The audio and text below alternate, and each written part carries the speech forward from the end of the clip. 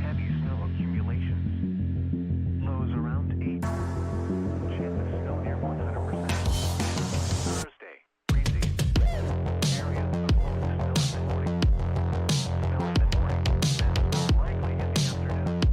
Snow may be heavy at times in the morning. Moderate snow accumulations. Highs around 14. Chance of snow 90%. Thursday night, colder.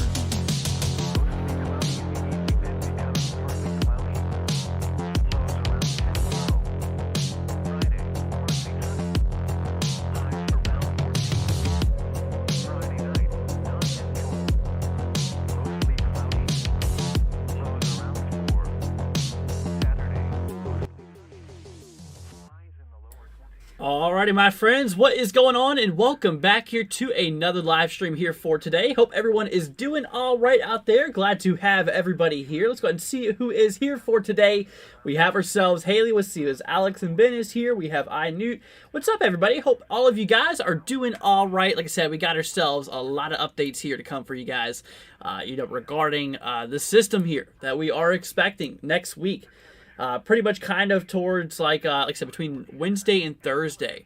We're going to be seeing a pretty nasty system drive its way through the country, bringing all sorts of impacts, ranging from snow to sleet to freezing rain, bringing a whole bunch of ice impacts as well. Does seem to kind of be a big concern here. Also in the concern of possible severe weather. That's kind of the debate as of right now. There's been a little bit of support for maybe a little bit of severe weather. It's possible. It is a possibility, and we're going to need to talk about that more here for today, and everything like that. But yeah, so this event is going to be kicking off here between Wednesday and Thursday. It's going to be pretty interesting. It's definitely going to be pretty interesting here. But anyways, let's go ahead and see here. Let's see. We also have ourselves Rotten Eggplant is here. What's up? We're doing good. FaZe is here. Let's see. Alex and Ben. What's up? Cheryl says hello, everybody. What's up, Cheryl? Pat says hi. What's up, Pat? Hope you're doing good. Glad to have you here. I can't believe I've been a member for almost 4 months, says Colton. Wow, it's been a while, huh? Absolutely. Anyways, my friends, let's go ahead and get the current radar view just off and already talking about. We got ourselves a little disturbance moving through the Midwest right now, heading towards the Tennessee, Ohio Valley region. Just driving a little bit of rainfall. Nothing too crazy going on here. Overall, not a big deal. Across the Northwest, we have ourselves a bit of upper level snowfall across areas here towards, Idaho, moving into the areas here maybe towards like northern Utah. Could eventually be impacting areas towards Salt Lake City. Might be something we should watch out for. We'll continue to watch this. Obviously, kind of the same thing across areas here in Montana. A little bit of activity going on there. Other than that, I mean, it's pretty much dead. Really, not too much going on. Obviously, we're in pretty good hands right now. Nothing's too crazy. It's kicking off here. However, that is going to be changing here very, very soon. And let me go ahead and show you guys something. There's some pretty crazy stuff that's already starting to play out here. And what if I was to tell you we can already start to see this system brewing in real time? I'm going to bring you guys over here to the satellite view. Look at this, guys. So here's the current satellite view across the country. Obviously, we have, obviously for a little reference, here is California right there. There's Nevada. We have Arizona. We have Utah. Yeah, there's Colorado. You can kind of see what we're looking at. So here's out in the Pacific, right? Here's the current view on the satellite imagery, and you're going to notice something pretty interesting happen. So what's actually happening is we have a very large area of high pressure that's right here. Like I said, high pressure basically rotates clockwise. So essentially we have this big old area of high pressure. We got ourselves an area of low pressure over here, and all that stuff. So you can kind of see how this big jet of moisture is basically riding around this high pressure system and how it's kind of arcing towards the northwestern United States. That, my friends, is going to be bringing in all of the moisture here for this upcoming system. This right here, this big jet you see right here, this is that next system. This is going to be the big snowfall producer for the country, in which we're going to take a look at the models here in a moment. It's definitely going to be pretty daggone interesting. Now, this little low pressure system you see is actually going to track its way up across the southern plains. It's going to start to veer its way basically to the east here, essentially.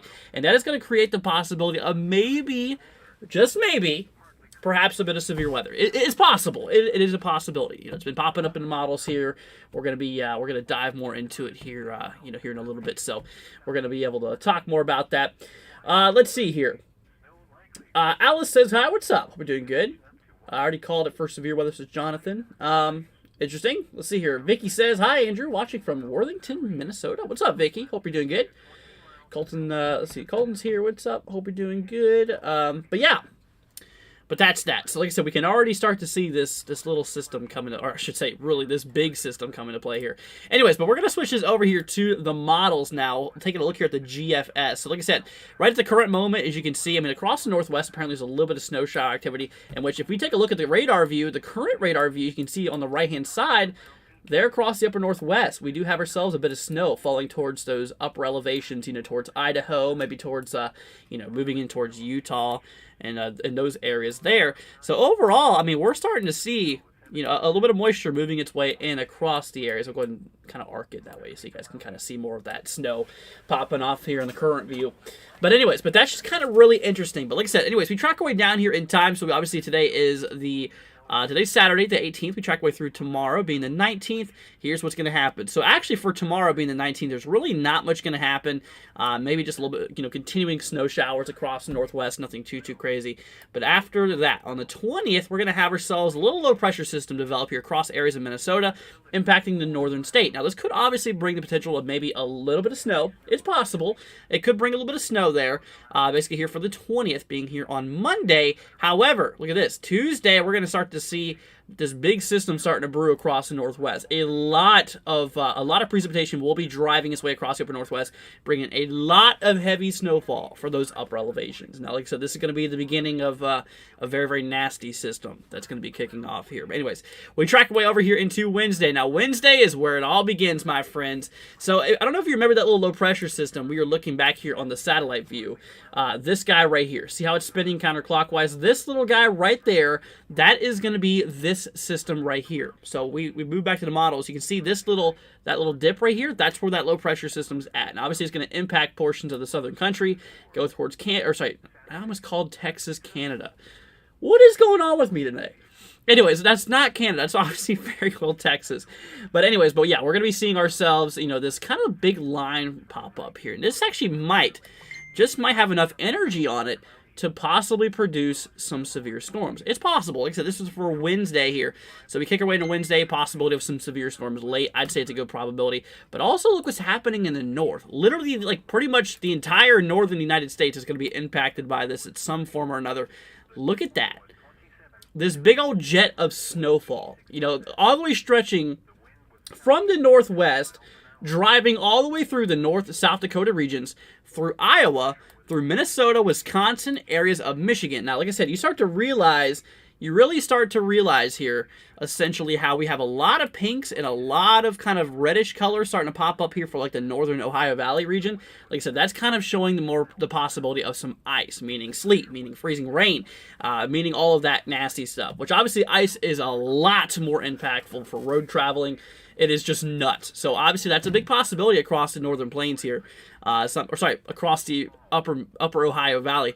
The snow is the big concern for the northern plains. And like I said, we're going to have to keep on watching that there.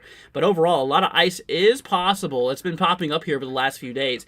Anyways, that's for basically late Wednesday. We track our way into Thursday.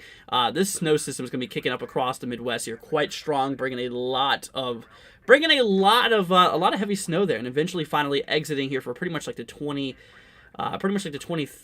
into the 24th. So this is mostly kicking off here from mostly Wednesday. We're gonna start to feel effects across the United States on Tuesday across the Northwest. For Wednesday, it's gonna start to impact the plains in the Midwest regions, and then for Thursday, it's gonna carry on across the plains. Exit the plains on Thursday, kind of Thursday afternoon, Thursday evening, move through the Midwest region, and even into the Northeast. We actually could have a decent amount of impacts here across the Northeast as well. We cannot forget that. This is not just a Plains or Midwest and Ohio Valley impactor. Yeah, this is going to be possibly bringing some heavy snow towards the areas here of the Northeast as well. So that's that. So that's according to the GFS model. Once again, that's what's going on. You can see right here on the current radar view, we're already starting to see a little bit of moisture driving its way down to the southeast. Honestly, this is kind of like the early indicators of what is about to happen here over the next few days. Like I said, we can already start to see some of this moisture moving in across the upper Northwest here. And like I said, once again, we take a look here back over at the satellite view, and you can already start to see this big arcing motion of moisture basically just driving its way into the country. And that's essentially what we're already starting to see is that little bit of snow that's popping up here. It's just this continuous big band of precipitation that's going to be driving its way into the country. And like I said, once this whole area moves inland towards the United States, that's where we're going to be seeing a lot of the crazy activity and stuff like that. That's where we're going to see a lot of crazy activity and all. Like I said, low pressure system down here. This guy's going to move its way up and actually meet all of this moisture across the upper northwest. It's going to be meeting across the Central Plains region and obviously creating a lot of precipitation to be falling, which is going to be a very, very, very nasty concern here. Anyways, but that's that, my friends. That's kind of what we're looking at here. So now I think we should probably compare this here with the European model and all. So let's go ahead and move over here, guys, to this other website I use. So this one, my friends, we're going to really dive into this right now. Do I think it's possible there could be a derecho of February 22nd to 23rd? I'm not counting on it. No, I don't think so, honestly. Let's see. Betty says, thank you from Ontario, Canada. Hey, no problem. Yeah, no problem. Let's see, watching this while mixing my B-Day dinner. Well, happy birthday, Mr. Tattoos. Obviously, happy birthday out there. It's also Moo's birthday today, which I haven't seen her today. I don't know if she's in here or not. Anyways, but like I said, we move our way down in time. I mean, this is just going to be an absolute behemoth of a storm here. I mean, look at this. This is like 1,000 miles in width. All the way from the northeast, all the way basically to the Central Plains. I mean, this is covering at least, easily. I know from Northern Virginia to South Carolina, it's 600 miles because I've traveled from Hilton Head Island up towards D.C. before. That's where I usually used to go for vacations. And obviously, that's probably about a third of the way. So that's an easily 1,000, 1,500 miles in width of just pure winter weather mess, essentially. Low pressure system, according to GFS, expected to really continue kicking across the Ohio Valley here. But like I said, I mean, bringing a big concern of maybe even some ice accumulations. That's kind of been like the latest trend here. Is that areas of like the Ohio Valley, the upper Ohio Valley, towards like Michigan, could seriously be dealing with the potential of some ice. And like I said, it really looks like areas in the Midwest region, the upper Midwest region, and the areas here towards, and towards the Northern Plains. That's kind of where we're going to be seeing a big concern there of winter weather. Let's see. There's a day 5, 15% risk for severe weather, says Jonathan. Is there really? Did they actually already pull that out? I have not seen that so far. And wow, no, you're right. You're right about that. There is. Holy cow. Let's go and take a look at that real quickly. So this is for day 5. Oh, it's just a little circular risk here across the south. Yeah. No, you're right. I'm glad you pointed that out here because I would have not looked at it. But apparently they do. Yep. Across areas here of central western Mississippi, throughout areas of Louisiana, eastern Texas, central and southern Arkansas is included with that severe weather risk here. So this is for, let's see, this is for Wednesday. Kind of for like Wednesday evening is when we're going to be starting to see a lot of this potential severe weather activity. And like I said, that actually leads us over to, the other models we'll take a look at in a moment, that there's a fact that we might actually be seeing, the possibility of some severe weather. We'll get to that more here in a moment. Anyways, back over here to the models. Like I said, that's the GFS here. But the crazy thing is that the European model, in relation to what the GFS has to say, it's really not that far off. Look at this. The European model is actually in pretty daggone close agreement. Sorry, that one does not go out as far. The one previous, here we go, the previous run beforehand. I don't know why it does that. Every other model run does not go out as far as the previous. But anyways, look at this. Kind of the same thing, huh? Showing a lot of heavy snow here. Showing a lot of heavy snow across the plains region and driving across the northeast and the upper Ohio Valley and stuff like that. It's crazy. It's really, really crazy. And like I said, obviously we can still see that support there between what the American GFS and of course this model being the European model, showing the possibility of a lot of mixture precipitation. Kind of in the form of, once again, kind of in the form there of sleet, maybe some freezing rain and all that fun stuff. It definitely looks quite probable. It definitely looks quite probable. Let's see here. Skywarn says, I will probably chase this system if you're going to go live, bro. Yeah, honestly, I do plan on going live for this event here. Absolutely. So Skywarn, if you want to stream, then I could actually share that feed on my channel if you'd like. Yeah, absolutely. I'll obviously put credit towards you, as I said before. But yeah, that'd be great. Obviously, it'd be pretty cool to have some guy, someone on the person or someone on the ground here to, be able to cover this. Absolutely. That'd be awesome. But anyways, that's that. like I said, obviously, the craziness is the fact that how much these models are agreeing right now. Something I've not looked at is the Canadian model. Last time I looked at the Canadian model here was yesterday. We track way down in time. Wow. No, the Canadian model also agrees on the same thing. That big streak of mixture precipitation across like areas of Michigan.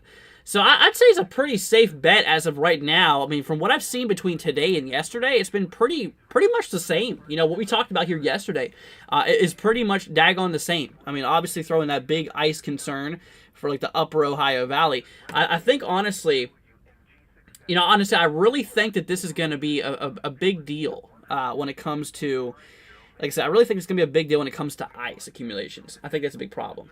Let's see. Sounds good. Winter or severe? I don't know. I'm going to be covering both of them. So whatever works best for you. Let's see. Any chance for some severe weather in southeast, mainly Florida? Or say, in the southeast, Florida and Georgia. So southeast Florida or southeast Georgia? I guess southeast Georgia. So probably not. I don't think so. I don't think that's going to be a concern there. Anyways, but I tell you what, I want to go ahead and talk about snow accumulations now. Like I said, we looked at this yesterday. Obviously, it's still a little early to tell, okay? So don't get your hopes up for what you're about to see here. But I want to go ahead and show you guys the potential accumulations that this system could theoretically bring. Like I said, it could be interesting. It could be very, very interesting. So anyways, we track our way down in time here. So according to the GFS model, areas, towards like southern Minnesota, this is between today and yesterday actually, been showing a lot of support for some heavy snowfall. So some areas may be up and over or near a foot of snow. According to GFS, once again, do not trust these accumulations based off of what we're just looking at right here.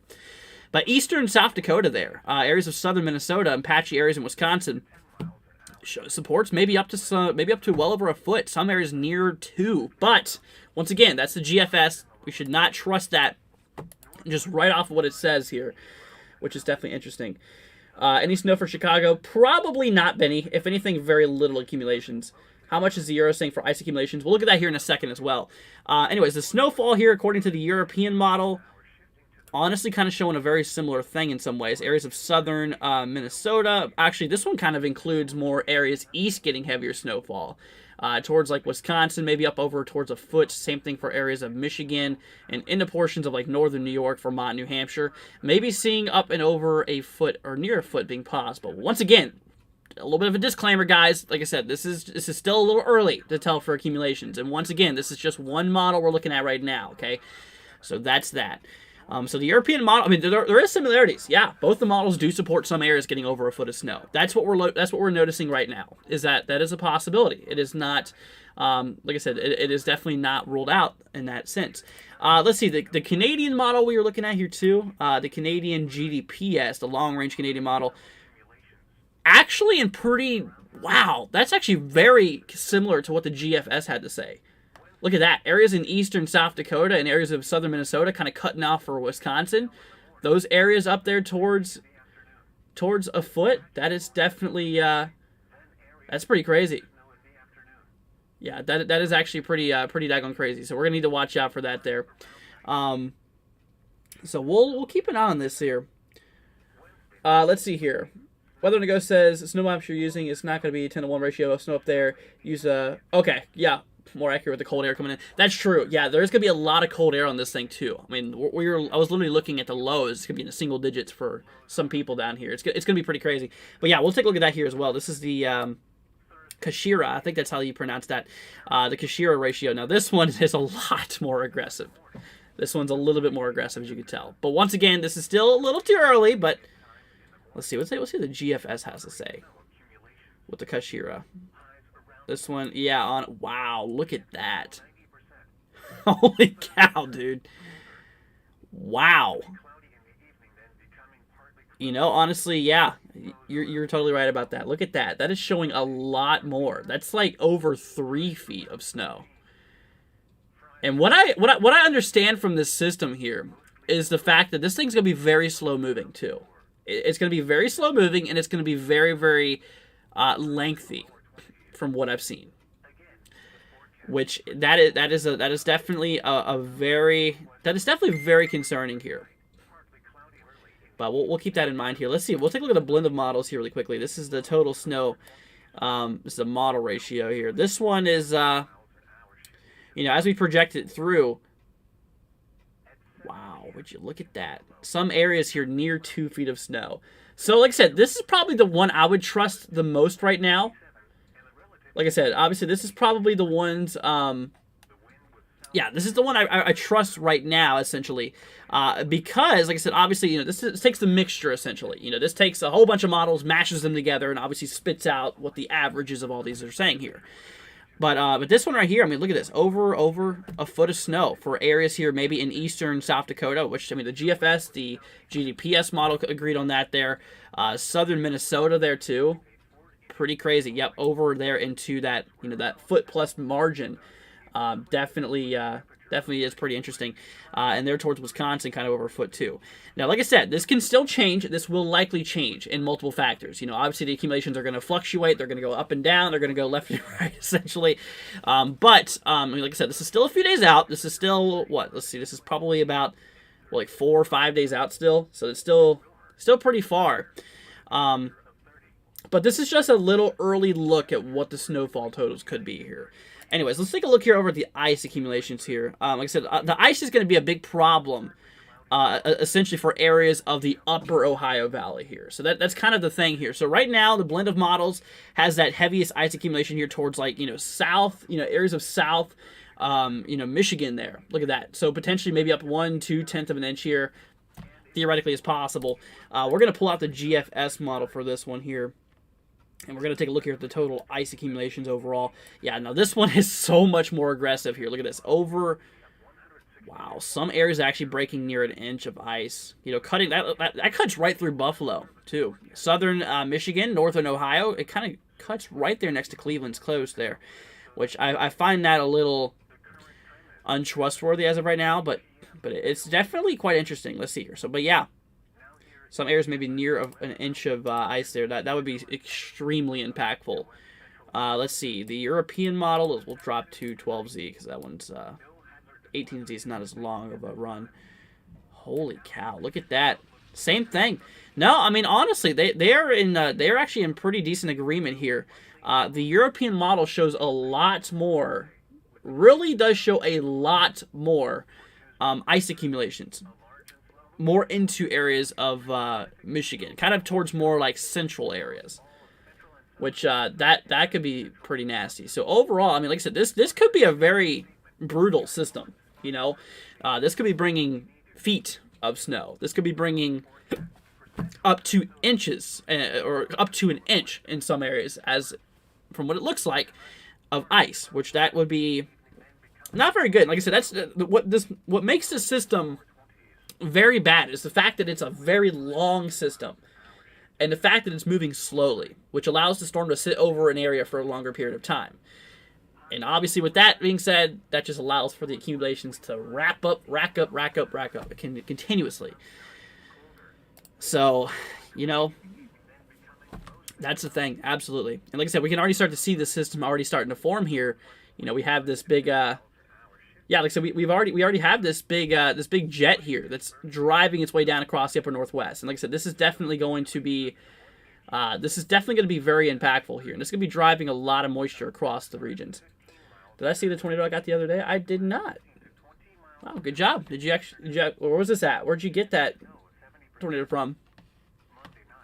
Definitely really, really interesting. Good job. But like I said, we can already start to see that. But that leads me to the next thing I want to look at here, and that's the fact of the potential for severe weather. Like I said, it definitely looks quite probable. And like I said, literally the Storm Prediction Center has already put out a risk there, which is definitely quite interesting. But let's go ahead and drive down towards that region, towards like Louisiana, areas here towards, Arkansas and those surrounding areas.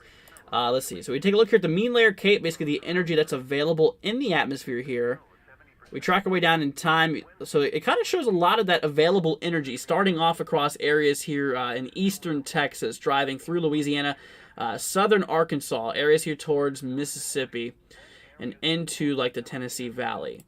Like I said, typically for thunderstorms or for severe thunderstorms, you'd like these values basically over 500. But like I said, not all the time you can have that. I mean, especially during this time of the year, Where, I mean, obviously it's still February, which severe weather is not terribly common. I mean, in this day and age, it's been pretty common recently. But anyways, we're seeing this just over 500, which, like I said, I mean, that theoretically could be enough to spark off maybe perhaps some severe weather. But that's in the early signatures of what the GFS had to say. That's still not solid yet. But it's interesting. It is interesting. And there definitely is enough energy in the atmosphere to kick off some severe storms. So we're going to need to watch that. We're going to need to definitely keep that in the loop here. Any big snow for Colorado, says Whitney. So areas here towards Colorado, let's see. We're going to switch back over to this view. Towards Colorado here, regarding any of that activity of, snowfall out of this upcoming system here. Like I said, it's possible. For those upper elevations, obviously that looks quite probable, obviously. But, like I said, for the eastern areas, probably not as much. Probably not as much here. Let's see here, just north of Memphis, Tennessee. Gotcha. Well, that's good there, Skywarn. Absolutely. But yeah, so probably nothing too crazy for the eastern areas. It's mostly the western upper elevations that might be seeing a little bit of snow there. But anyways, let's go on. We're gonna zoom this more up to the north. But I mean, like I said, it's just been absolutely crazy over the last little bit here. Like I said, all this maroon color here, that's showing over a foot of snow. And from what it looked like here over the last few days, it really has been kind of targeting areas of like central and southern areas of Minnesota. Really targeting those areas for that heavy accumulation here. Now, that's the European model here. I'm circling these regions because I want you to pay attention to them. So roughly, this is what the European model has to say with those heavy accumulations here. Let's see, what about GFS? We take a look here over the GFS. Once again, targeting areas of central and southern areas of Minnesota, which is pretty crazy here. Look at that. So, obviously, we can't trust this to be certain, right? Because, like I said, once again, the models are still in their early agreement phase, but look at that. For some reason, the GFS is showing nearly 40 inches, which, that would be nuts if that actually played out. But once again, don't get your hopes up for that, which, like I said, that's still likely going to change there, but it's just ridiculous to look at that. GDPS, this is the, once again, a Canadian model. Yeah, look at that. Still showing maybe 20, 30 inches of snow. Like I said, this could be one of the biggest storms this year. This could be one of the big ones. Honestly, I'm not going to lie. This has been one of the biggest storms that I've seen on the models this year. And it's been consistent. It's been popping up here for days now. Like I said, we talked about it. Like I said, we've talked about this here for the last few days too. Even when we were dealing with all that severe weather, it was in the models at the time. And it still is. And it's still popping up. And like I said, that's a great overall view that this thing is quite probable. Anyways, let's say the snowstorm is staying further north. Yeah, it's mostly going to remain. A lot of the snow here isn't going to really dive its way too far down south. It's mostly going to be for like I said, for the northern country. But don't forget this though. This is going to be carrying basically from areas of the central northern plains region as far down south towards like Nebraska, from what it looks like, kicking up across areas of like mostly Minnesota. Kind of seems like to be the most heaviest impacted area. The Dakotas, Minnesota region, Wisconsin, upper state of Michigan, northern Michigan with the heavy snowfall, and it kind of picks up again once you move into areas of like upper New York State towards central northern Vermont, New Hampshire region, as well as moving into areas of central and western Maine, from what it looks like. With those heavy accumulations there. Like I said, it's going to be quite crazy. If this plays out, this is going to be nuts. Let's see here. Caden wants me to look here. I need to know snow amounts for 51250. Let's see here. So this is across areas of Sioux Center, Iowa. This is northwestern Iowa here. Okay. Let's see here. So we switch back over towards the Midwest. Once again, it's still a little early in the snowfall accumulations, guys, so don't get your hopes up too much right now. But here's what we're looking at, okay? This is what we're seeing. So you said the Sioux Center, you're towards like the Lamar's area. According to the European model here, so we track our way down in time with this guy. According out of the system, I mean, you're right there on a strong gradient line according to the ECMWF, so really not too far south of your area. The snow accumulations drop quite a bit, okay? So that's a thing there. However, according to ECMWF, I mean, maybe 6 to 10 inches from what it looks like. Now, the GFS model, let's see, this one is supporting actually really not that much far off. That's what I'm saying. You know, these models are actually in pretty good agreement for their early stages, or I should say their mid stages now, because they've been kicking off here for the last few days. I mean, they've been battling for the last few days, and I tell you what, they're in pretty good hands right now. There's a lot of good support of this system here. But once again, maybe 6 to 10 inches looks quite probable there. I mean, that's kind of the riding boundaries right now. Let's see, GDPS model. Like I said, once again, don't take these too seriously right now, okay? Because it's still a little early. Like I said, I know you guys are getting excited for what you're seeing here, but it's still a little early, y'all. But, I mean, there is agreement. There is a lot of agreement here. It's crazy. It is actually really crazy. I don't think I've ever really seen the models this agreeing this far out. I mean, once again, this is still like 4 or 5 days out. And things can still change. Things can still definitely change. And they most certainly will change. It could change more worse, or it could change better, essentially. So, or it could change more accumulations or less. Just know that things are still up for debate right now. But golly, dude, that is absolutely crazy if that does play out here. Anyways, but that is what we're looking at. Let's see. Could I look for Toronto on Wednesday? I heard there's a storm that day. So, like I said before here, there's, unfortunately, there's not really the best way to look across the regions here. Like I said, obviously, my models don't really pick up on those areas too well in Canada. However, here, according to the snowfall accumulations here, so we'll look at the GFS here just for reference, remember.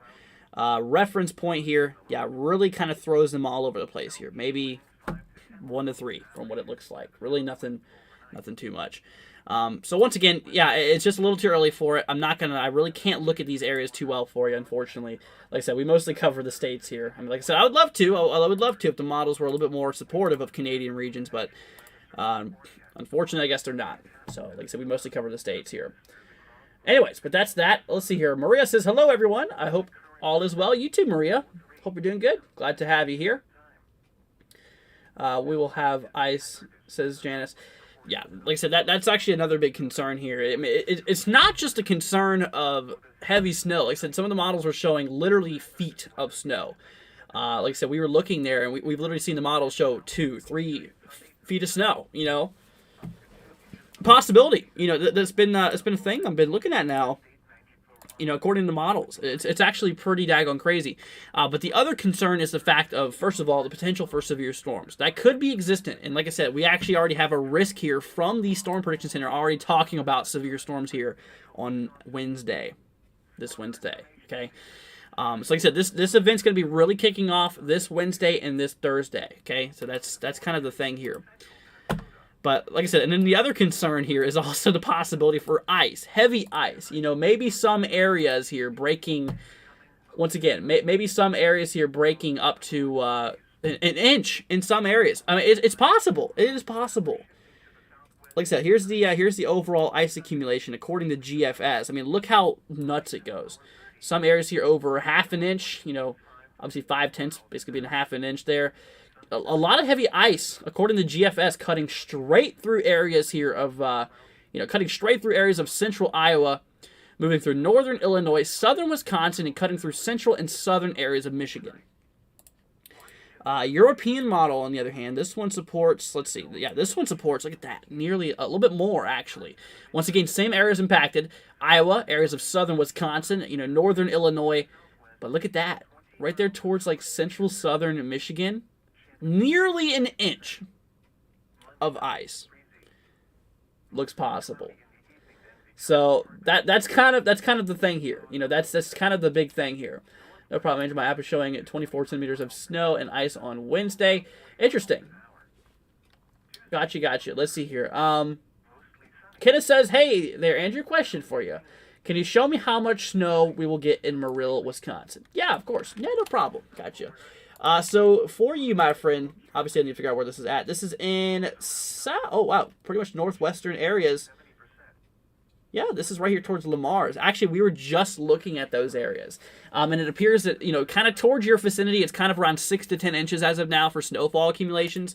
However, it's still a little early on the talk, but we'll keep you posted on that, okay?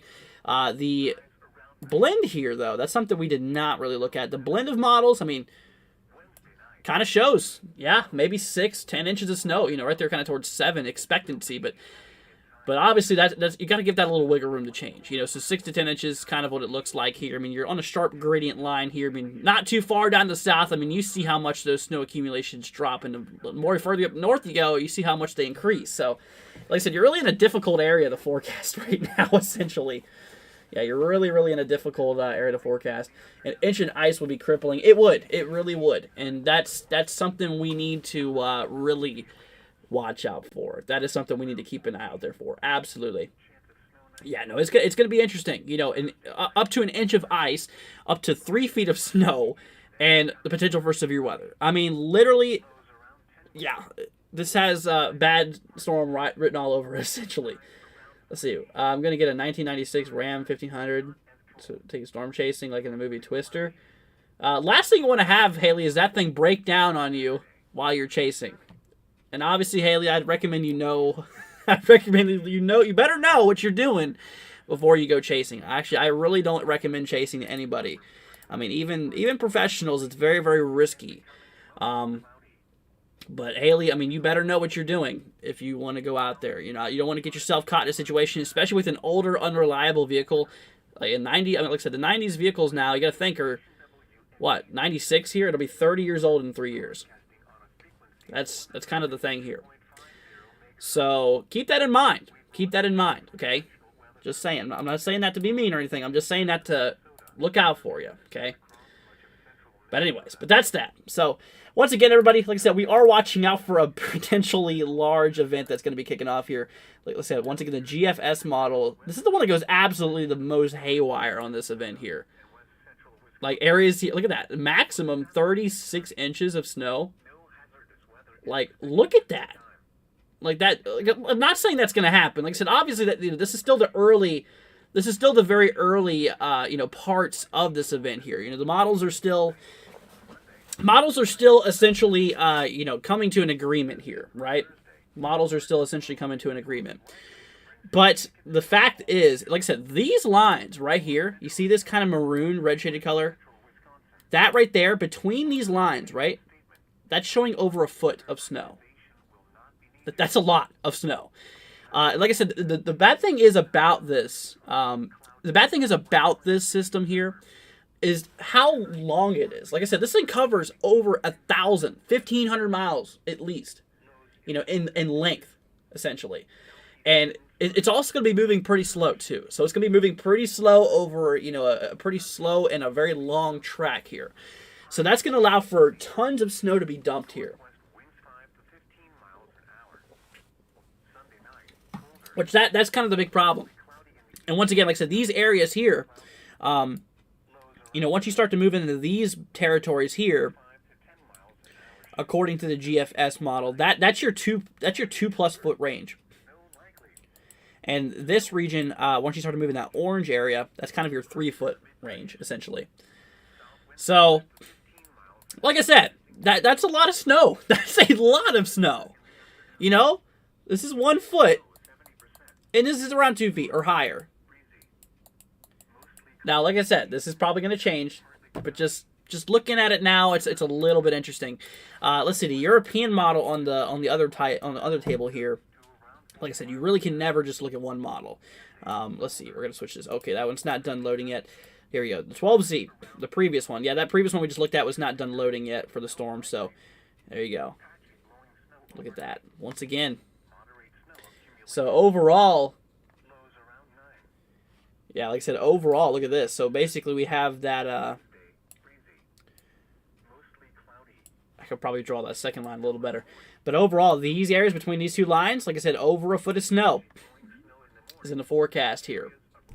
That 2-foot range actually really extends into kind of... I should probably draw that a little bit better. Yeah. Now that 2-foot range here is actually kind of around in areas kind of where that brighter pink is. So kind of around in these regions where 2+ feet could be possible. Now, like I said, at maximum, according to both of these models, you blend the American GFS and the ECMWF model, and you notice how, like I said, it's really targeting a very specific area, like southern areas of Minnesota. That's the crazy thing, is that it's really targeting areas of Minnesota, like southern Minnesota, and eastern South Dakota, essentially. Let's see. Patricia says Boston ? This system will eventually, yes, this will move its way into the Northeast. Obviously, if we track way down in time here, obviously Boston, Massachusetts being right here. So as we track with the European model, the European model really, it shows you on a very big cutoff line, essentially. So you're right there on that boundary where any far south of you does not really get much, but everything further north than you gets a lot, essentially. So you see what I'm saying? You're right there on that line. Let's see. That was the European model, right? Now the GFS model, the GFS here has all that snow more north. So obviously that would lead you to less snow, essentially.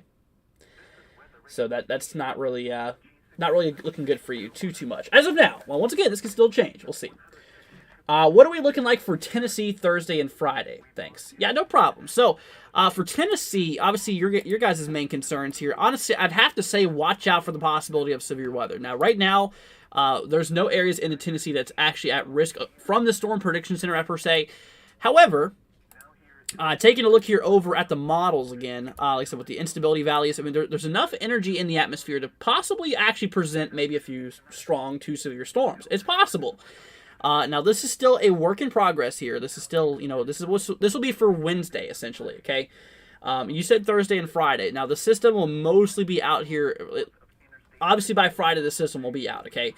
But anyways, we got to watch out for really kind of late Wednesday for you and the possibility of that. Let's see. Could we have 1 inch of ice in southern New Hampshire? Thanks. So, when it comes to the ice accumulations, like I said, there is some areas that could see up to 1 inch. Like I said, that's pretty crazy. So, obviously, for areas, you said for southern New Hampshire, okay. So, when taking a look here over at the ice accumulations, right? Taking a look here over at the ice accumulations here, honestly, it really kind of has it, New Hampshire and areas of Vermont, both Vermont and New Hampshire here, kind of showing maybe 1-2 of an inch, being possible there. So really up to 1 inch is kind of a little far-fetched right now, okay? It's a little bit far-fetched here. The European model here, actually showing, maybe more towards like 3-4 of an inch at max, which that's still a lot, and that would seriously still be very impactful. Now, the areas here kind of north of that would have to deal with probably more snow. But overall, that's just kind of what we're looking at. Whitney says, will I have thunderstorms soon? No. Whitney, Colorado is probably not going to see any thunderstorms soon. I'm taking this coat off. It's a little hot down here. But no, you're not going to see any thunderstorms anytime soon. But anyways, that's that, everybody. That's kind of what we're looking at. Once again, if you have any questions, feel free to let me know here. We'll make sure to get you guys, where you need to go. Make sure to keep you guys, informed and stuff like that. Like I said, that's the main thing about the channel here is to make sure everybody's staying informed, up to date with the weather. Like I said, we do live streams pretty much every night. Yeah, pretty much every night here. So if you're not already, consider hitting that subscribe button. Like I said, guys, we are so close. We're getting closer to 9,000 subscribers. So if you guys could absolutely crush that subscribe button, leave a like, guys. It'd be greatly appreciated. Patricia says, thank you, be safe. Yeah, you too. Thank you so much, Patricia. And everything like that. But anyways, once again, looking back here over the GFS model, like I said, for the areas that's going to be mostly impacted out of winter weather, like I said, a lot of the north looks quite probable, okay? A lot of the north here looks very, very probable for a decent amount, decent amount of snow here. Like I said, most of the country, literally, I would say about a third of the country here is going to be impacted by snow out of this event here. I mean, seriously, that covers at least a third of the country. You know, basically all the way from the Rockies all the way up through areas of the northern Central Plains, upper Midwest region, northern Ohio Valley areas. It's crazy. How accurate is the GFS? Now, first of all, I mean, the GFS it has its moments. It can be accurate, it cannot. But like I said, there's never a time where you should take one model too seriously. Because, like I said, models are suggestions. They're basically forecasting tools, and like I said, they're basically just an idea essentially, rather than yes, that's going to happen. It's an idea, and that's why we compare models. Like I said, that's essentially why we compare models to obviously make sure that we're actually looking into this here. For example, like I said, here with the GFS here, we track our way down in time with this system here, right? Like I said, we look our way down in time here with this system. Like I said, the foot plus range is right here. So this is the GFS model, and highlighting in black, right? Showing these areas will, according to the GFS, these areas will see a foot or more of snow, with the bullseye being right in here. So I'm going to highlight kind of this orangish, kind of orangish peach tan color as the bullseye, right? Anyways, but that's that. So then we move over here to the European model. Like I said, we overlay what the GFS compared to now what the European model has to say here. So anyways, we're gonna move back down here. So here we go. So we track way down in time. Boom, big system rolls through. Now here's what we notice. Okay, so according to the European model, we're gonna highlight this one in blue, right? So that foot plus range, you're gonna notice how it's a little off, but I mean, really, that is pretty daggone close. That is, in realistic terms, that's about probably 50, 60 miles away. And for this far out, that's pretty daggone good. That's pretty daggone really good here. Also that foot range, really on the bottom half is almost perfect. Almost the same. Almost the exact same there. European model supports these areas seeing a foot while the GFS does not. And once again, that bullseye zone actually kind of around the same areas here. Once again, kind of targeting areas here towards like, southwestern Minnesota. Right? So you see what I'm saying? So, I mean, honestly, those areas inside of that blue, that is a really good probability that you might be seeing over a foot of snow. It's a pretty good probability. It's there. It exists. Right? Which is really, really, really interesting. That is really, really, really interesting there. So, like I said, this is going to need to be monitored. This is going to need to be monitored here for a very long time. This is going to be needed monitored here. Like I said, if you guys are wanting the timing on this event here, it's going to really start kicking off here essentially for the 22nd into the 23rd. So this is basically about 4 or 5 days out, which once again, as a disclaimer, as I've said before, this can still change here. And there's actually a little clipper system that's going to happen and hit areas of like, North Dakota and areas of Minnesota before the main event happens. That's kind of the thing here. Before the big storm moves through and basically sweeps more snow for the areas here, which, like I said, it's going to be pretty daggone crazy. But it's going to be basically happening here in about 2-3 rounds, actually. First round moves through, second round, and third round. So you can kind of see how there's about 3 rounds of snowfall that's going to be falling out of this event here, with that third round being the one that punches it all, the one that kind of puts the cherry on top, essentially, bringing all that heavier snow. The heaviest snow will be out of this here. Is this considered a blizzard? Why not? This would likely be considered a blizzard, because another thing we got to talk about is obviously those wind gusts. Mixing in with blizzard conditions, it's not just the accumulations, as you guys know. Like I said, obviously it's not just the accumulations. There's a mixture between like I said, there's a mixture between winds, visibilities. Obviously, accumulations is a factor. It can lead to, yes, blizzard conditions. It's mostly the whiteout conditions, the wind speeds, and all that fun stuff. So, with the wind gusts, out of this system, according to the European model here, with those wind gusts here, I mean, it could honestly theoretically get pretty gusty there. Maybe 30, 40, some areas maybe near 50 miles an hour. Could exist. Yeah, that could support some blizzard conditions. And like I said, I really would have to support areas of like, more specifically, eastern South Dakota and areas of, kind of south central Minnesota, to be in those likely blizzard conditions. You know, that's where the heaviest amount of snowfall is. That's where the strongest wind gusts are forecasted here. The GFS model on the wind gust spectrum here, I believe, also talks about the same thing here, with that area being like the heaviest from what I've seen last. And there you go. Yep, there you go. You can see that right there, my friends. The heaviest wind gust, the most heaviest wind gust is going to be areas here towards, once again, eastern South Dakota, moving into Minnesota. So those areas, I believe, could definitely see a possible blizzard on their hands. It looks definitely quite possible. Let's see. Colton says, any storms for 76450, Andrew, on Tuesday night or Wednesday morning. So the storm activity, Colton, is going to start Wednesday night. Okay, it's going to start mostly Wednesday afternoon through Wednesday evening, essentially. That's for the severe storms. Now, for your location here, you are in, let's see, this is in, it wants to pull up there. There we go, Texas. All right, this is right here, basically towards, this is in Graham, Texas, directly west of Dallas. So, back over here to the models. I'll tell you what, we're actually going to pull up the European model for this one. We're going to pull up the European model for this guy. We're going to bring this to the south. Like I said, obviously, you're just a little west of Dallas. I'd say probably 50 miles west of Dallas. You're somewhere around in here. So, with the overall available energy in the atmosphere. So, first off, we're taking a look here over at the European model's opinion here. As we track our way down here in time, whoops, that model does not go out as far. Let's try this guy. As we track our way down in time, it actually looks like there's going to be a little bit of energy available here for basically, throughout Wednesday. Yeah, you can really see that there. That available energy towards you. I mean, really anything over 500 is capable of producing severe weather, right? Yeah, I mean, there is enough energy to fire off storms towards you for basically Wednesday. It's actually kind of shown for like Wednesday morning, which is interesting. But my worry about the early morning hours is it going to be capped, which basically prevents thunderstorms from forming, essentially. And there you go. that just answers my question right there. So, yeah, no, even though the energy is in the atmosphere, there is actually such thing as negative energy, which is basically pushing down on the atmosphere, preventing the thunderstorms from rising. So in this case, there's a very strong cap. You see that big spike in the red? That's showing those temperatures being very warm, warmer than the surface up in the air, essentially. So that's actually going to prevent the storms from forming, okay?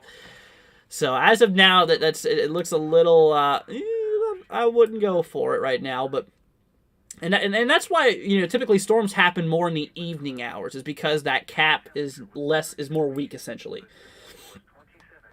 Like this sounding, for example. This one shows more instability, although there is a middle layer in the atmosphere which is not very unstable, essentially.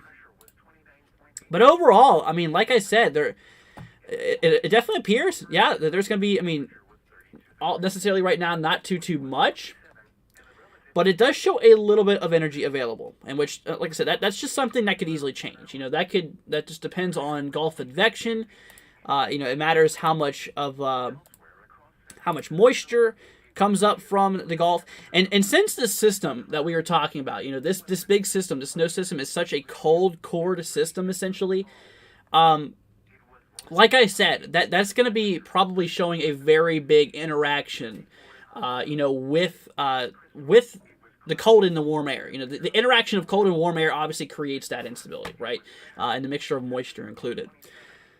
So, with those temperatures, I'm actually going to show you guys here really quickly just how freaking cold it's going to get. This is going to be blasting down some cold temperatures too, just FYI. Look at this. Big old blast right there. Some areas here across the north, we're going to see these negative temperatures. Once again, this is not feel-like temps. This is your legit temperature outside, showing -10 to -20. That's crazy. That is really cold. Really, really cold. Now, just out of curiosity, I know you guys are probably wondering, well, what's the wind chill going to be like? Well, look at this. So we track way down in time here. That big old blast moving through. Look at that. Some areas near -40. Being possible. That is just crazy. Colton says, thank you, Andrew. Much appreciated. No problem. Any storms for St. Louis, says Alex. Okay, we'll bring up Missouri real quickly. So, for St. Louis region, according to the model here, here's the European model, right? This is the European model. It does support maybe a little bit of energy moving in towards the regions, which, I mean, 300 joules per kilogram, I mean, really isn't anything special, honestly. I think, I mean, it's capable of producing storms. I think that's a yes. I think it could theoretically produce some storms. But yeah, it's a little cap there. I don't have my hopes high right now. There's a lot of uncertainty and a lot of uncertainty. There's a lot of doubts right now in my mind with this severe weather side of things. So I'm gonna have to say we're gonna hold off for that. Really, there's really not much more we can tell about the severe weather. Like I said, with the severe weather right now, there's a lot of unknowns, honestly. But the thing we can mostly talk about the most with confidence is the snowfall. Actually, like I said, the snowfall is going to be a really big part of this system. And like I said, it's going to be it's going to be causing havoc for the north. You know, this is going to be very nasty for the northern plains. Like I said, obviously the Midwest, Northern Plains region. Yeah, no, this is going to be one that, yeah, this could obviously be a pretty nasty one. It might be one of the worst of the year so far. If plays out from what it's showing, okay? If plays out. But anyways, back over here to the snowfall accumulations, my friends. Like I said, obviously, once again, these modelers are still kind of in their early stages. It's been talking about this for the last few days, though. Okay, so it's kind of their mid stages, essentially. But anyways, right now here, like I said, according to the European model, first off, starting with the ECMWF. Once again, this is the snowfall accumulations out of the system. We get a little clipper that moves through, impacting areas of, like, you know, the North Dakota, throughout areas of Minnesota. This is basically between the 20th and the 21st, right? So that's that. Then we move into the 22nd. We get another round that moves through, and then on the 23rd, the big boy comes through, increasing all those totals. And like I said, this is what the ECMWF, this is what the European model is suggesting as of right now. Okay, this is what the European model is saying. So basically, anywhere you kind of see this maroon kind of red shaded color, and especially the orange areas, that's over a foot. Yeah, that's according to the European model. That is over a foot. So according to Thing here, like I said, obviously, you know, according to things here, you know, according to what the European model has to say, these areas down here, according to the European, once again, this is not for sure, but this is what the European model is talking about. All these areas between these lines, according to the European model, will see a foot or more. According to the European model, once again, that's what the European model has to essentially say here. So then when you compare this here with the GFS, I said Jesus, the Jesus model, the GFS here, when comparing this here with the GFS, you notice, like I said, there's really not that much difference, right? It's pretty crazy. All these areas are well over a foot. Well over a foot here, which is crazy, which is really good agreement. And like I said, I'm actually really amazed on how well the models are holding up right now. You know, they've been talking about this event here for, what, probably 2, 3, 4 days now. It's been crazy. You know, it's actually been it's been a talk here, you know, for the last while. And like I said, according to the GFS here, once again, this is a little overkill, but it does show potentially up to 40 inches. Now, once again, don't get your hopes all set in on 40 inches of snow occurring here, which, like I said, that right there, my friends, that's kind of, that's a little bit, like I said, essentially that's a little bit overkill for right now, okay? So that's kind of what we're looking at, okay? Keep that in mind. But, I mean, honestly, if you want to know my opinion on this, I really believe that a lot of areas could see over a foot of snow. I think it's a really good probability. I really do. And like I said, here's the GFS model. We were just looking at the European model. This one is the GFS here. And like I said, that foot boundary essentially goes like this. So basically all these areas, according to the GFS, are going to see a foot. Right? What's up, Proxy? Hope you're doing good. Saying hi, Andrew, and everyone. Sorry to be late. No problem, Proxy. Glad to have you here. Hope all is well with you. Let's see. I live in Bismarck, North Dakota. What is the chances that the bullseye shifts north, our direction? Thank you. So as of now, it seems like that. It seems like the trend over the last few days has actually been driving a little bit more south. but kind of remaining where it's at, maybe slightly south. I'd say the chances as of now are probably pretty low. Yeah, as of right now. But there's still a lot of unknowns at this system. I tell you what, there is still a lot of unknowns out of this guy. But which means, like I said, we're going to need to continue monitoring this here over the next little bit. So, let's see here. That says, can you slow down the map? What is the time frame for Wednesday for the Twin Cities region? Gotcha. So, obviously for Twin Cities region, I'm actually going to bring out the overall. Here, we're going to remove this real quickly. I'm actually going to bring out the precipitation type and rate here. So, obviously this will tell us, the timing of this event and everything like that. I'm actually going to zoom into Minnesota for you. Really kind of zoom in towards that region. So they're towards like Minneapolis area. So we track our way down here in time. So obviously, according to the GFS here, we're going to have this little disturbance move for the northern areas of Minnesota, essentially here for basically the 20th into the 21st. Okay, this is kind of an early event moving out.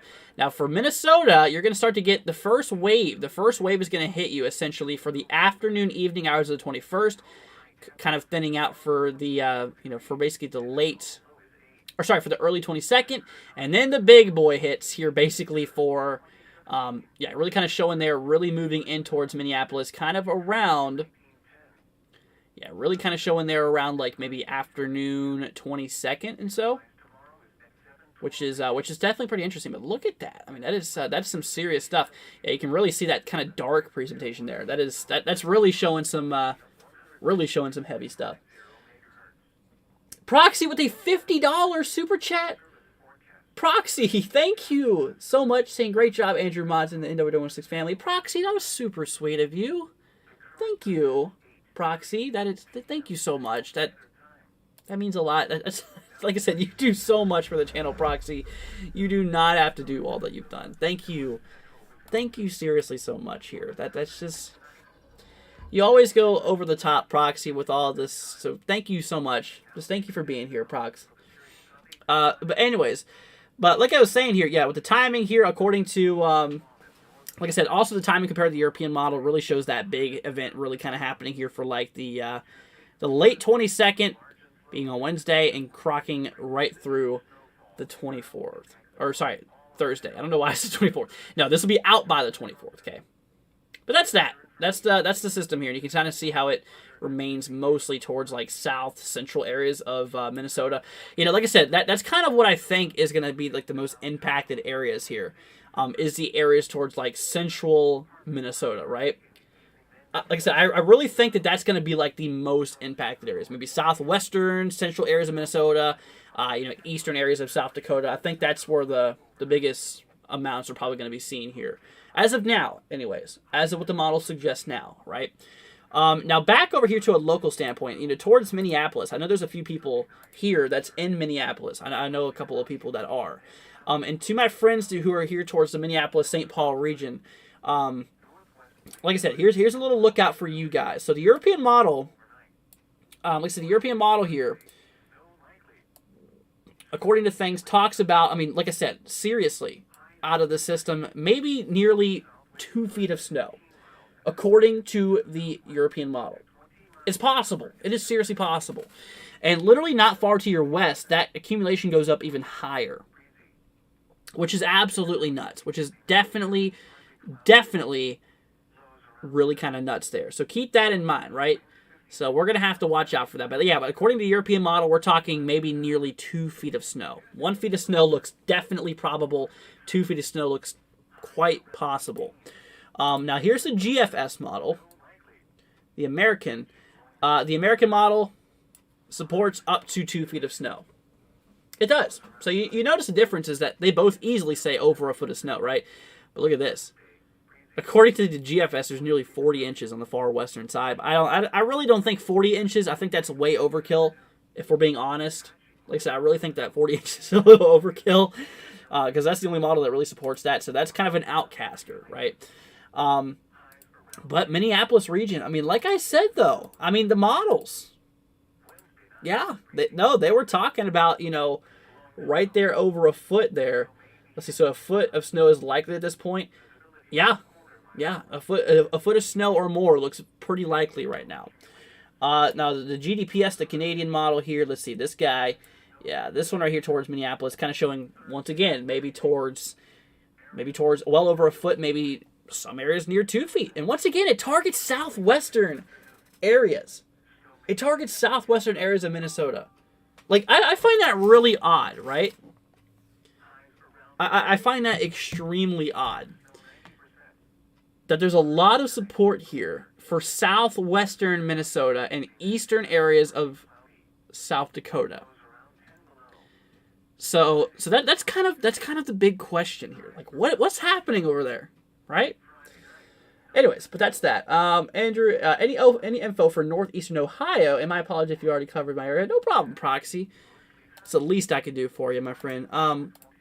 So if you're wanting to know anything about like the weather, obviously winter weather related, right now, obviously they're towards Cleveland. Right now, according to accumulations here, I mean, this is a system that could happen, more for like the 24th, 25th. I'm not counting on this, Proxy, so I would not trust what you see right here. Out of this system, it's mostly going to stick to your south. GFS model kind of shows maybe a little bit of a trace. However, depending on which model you look at here, the GFS, this is the American model, for not specifically for you, but not far away from you, shows a lot of heavy potential ice. Maybe some sleet, maybe some freezing rain, but this does not include you. So neither snow or sleet or any ice accumulations is in the forecast, according to GFS. The European model, on the other hand, first off with that snow potential here. Once again, really not showing much of anything. I mean, maybe a little trace on the far northeastern side could theoretically be possible, but I really wouldn't get my hopes up on it. Ice accumulations out of this, like I said, that's also a very big concern for you. Really not expected to see much, but there's some areas here that might see over an inch of ice out of the system too. And like I said, that does seem to be a very big problem out of this event here. It is actually ice, towards that upper Ohio Valley region. I mean, look at this. The European model here, absolutely nuts, right? Look at this. Areas here towards okay, so according to the European model, areas in central Iowa might see maybe 2, 3, 4/10 of an inch of ice. That is very impactful. That was enough to bring down power lines. That's enough to cause absolutely mayhem on the roads. Yeah, not good. Northern areas of Illinois, look at this, even worse. Some areas may be near, wow, that's like right next to Chicago too, right? It's got to be close. Anyways, but somewhere near maybe 3/4 of an inch, 3/4 of an inch of ice looks possible. According to the European model, though, like I said. Southern areas of Wisconsin kind of showing maybe up to 1/2 an inch, but like I said, once you move into Michigan, according to the European model, all hell is going to break loose, according to what the European has to say. And look at this. Nearly an inch in some areas is possible. Look at this. We're clocking up here. Some of those higher value regions, I mean, look at this. 0.94. That is literally near an inch. But like I said, obviously, these can't be trusted too much right now because it's still a little early. But it's just crazy to think about, GFS here. Let's see what this one has to say. I know it's supporting some snow or some ice accumulations. Let's go and see. Maybe we can load real quickly. Yeah, there you go. Look at that. Showing near an inch, near a 1/2 an inch.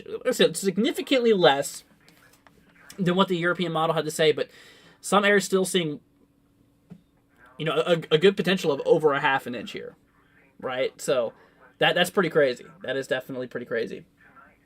Let's see here.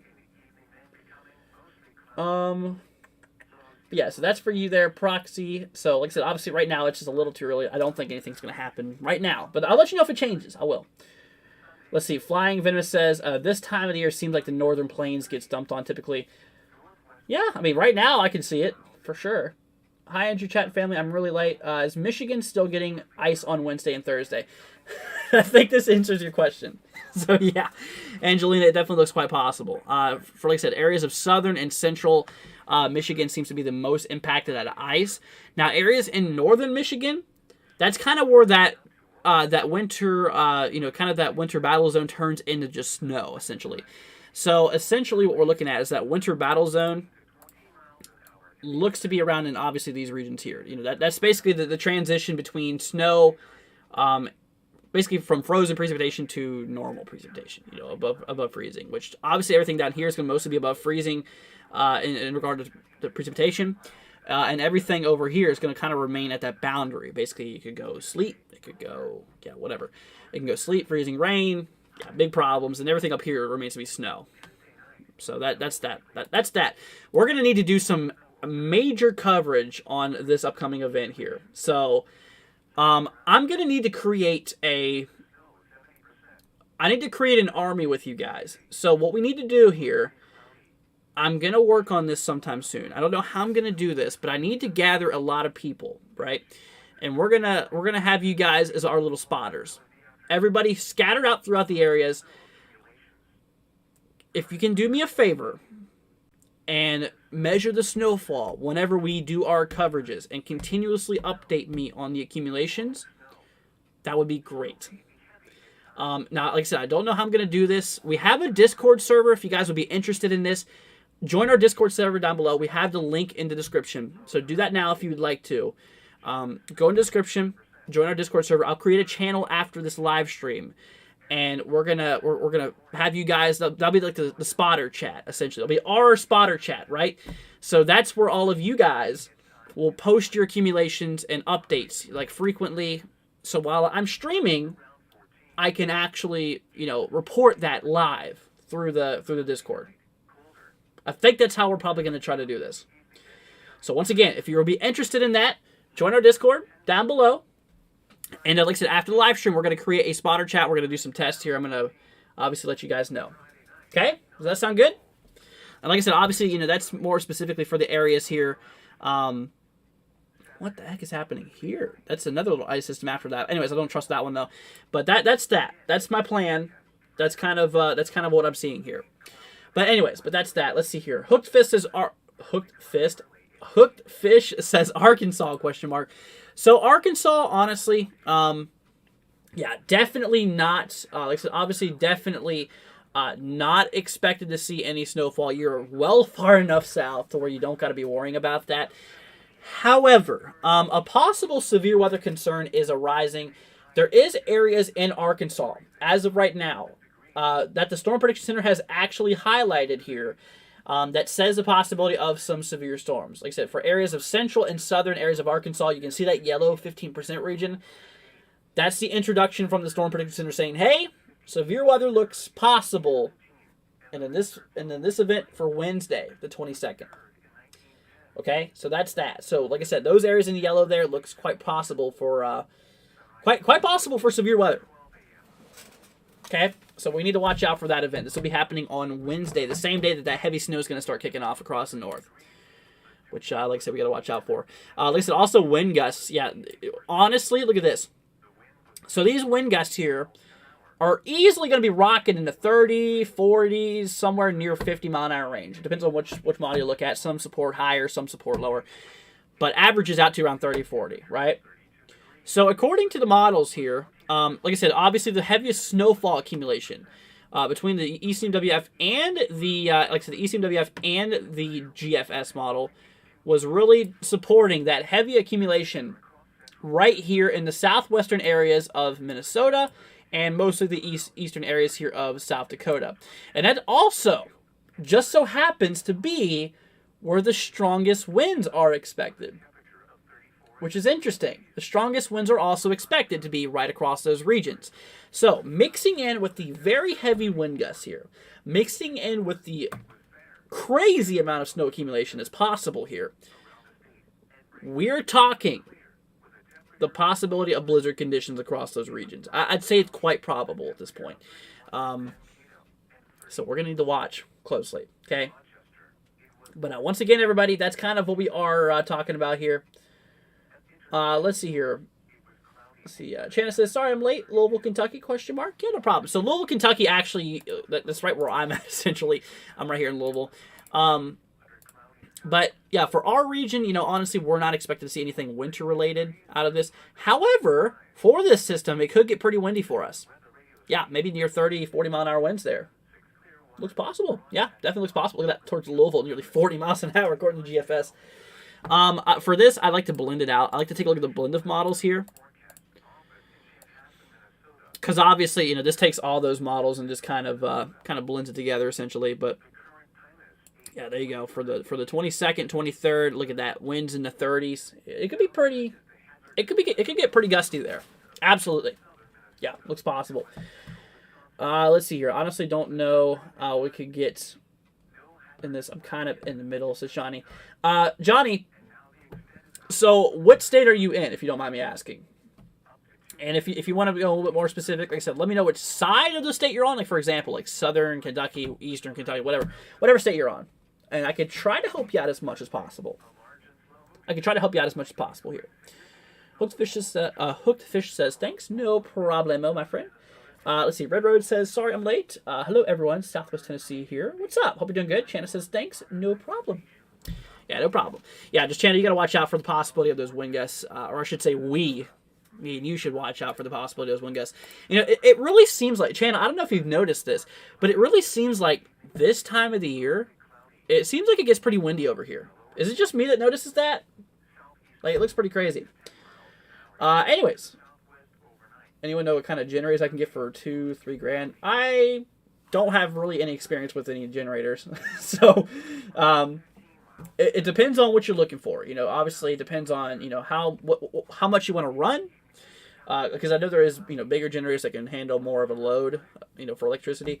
Like I said, typically, you know, what we used to do whenever I was a kid, if we lost our power, right, during if we lost our power here during a snow event, what we would usually do is, I mean, yes, we had a generator. We would obviously power our refrigerator so that nothing would go bad.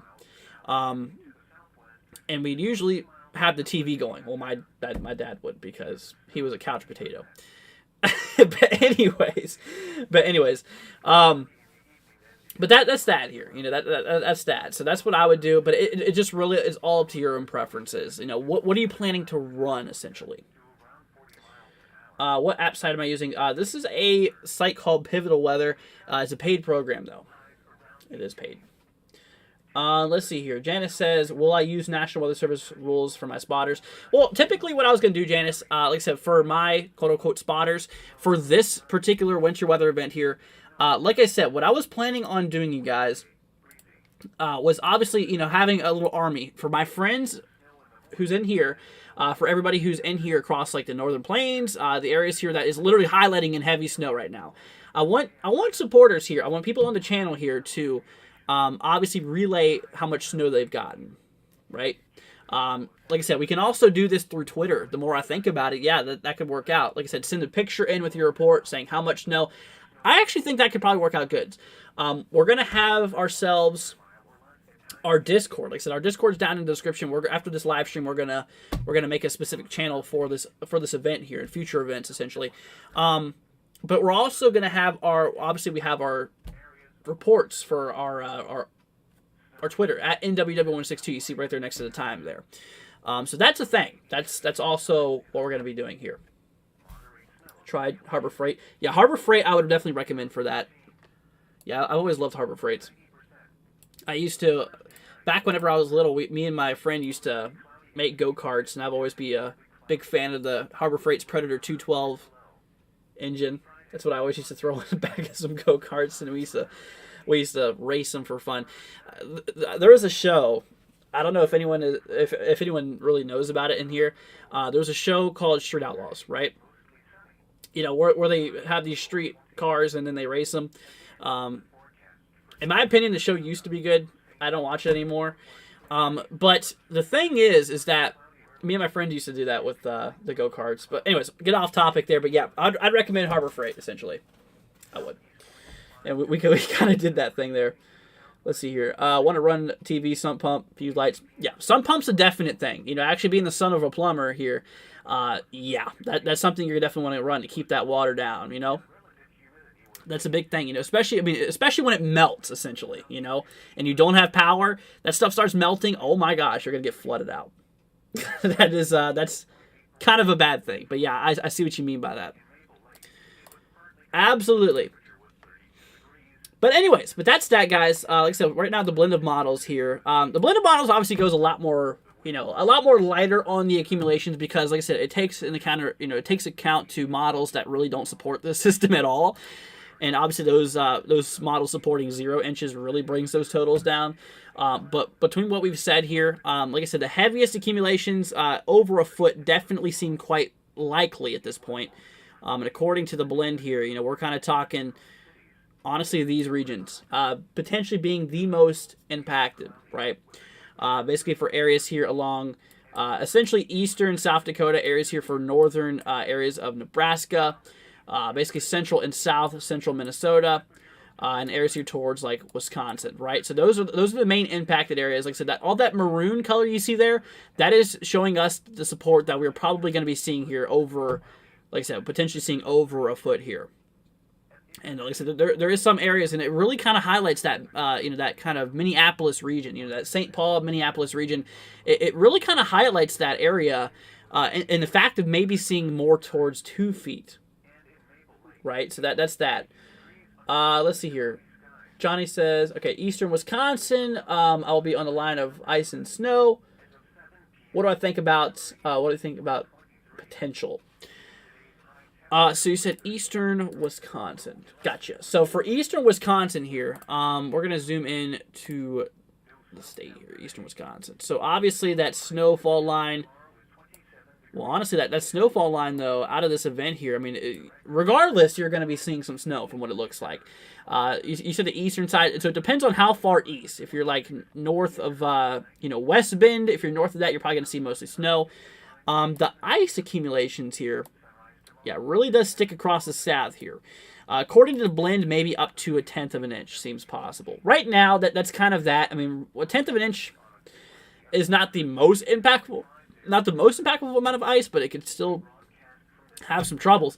But yeah, I mean, regardless though, I mean, Wisconsin area definitely looks, like I said, if you're north of West Bend, you're going to be seeing probably 5+ inches, according to what the models have to suggest now. Now, once again, that can still definitely change. I got to keep on saying that as a disclaimer, because like I said, the models are still in kind of early, kind of middle agreement right now, essentially.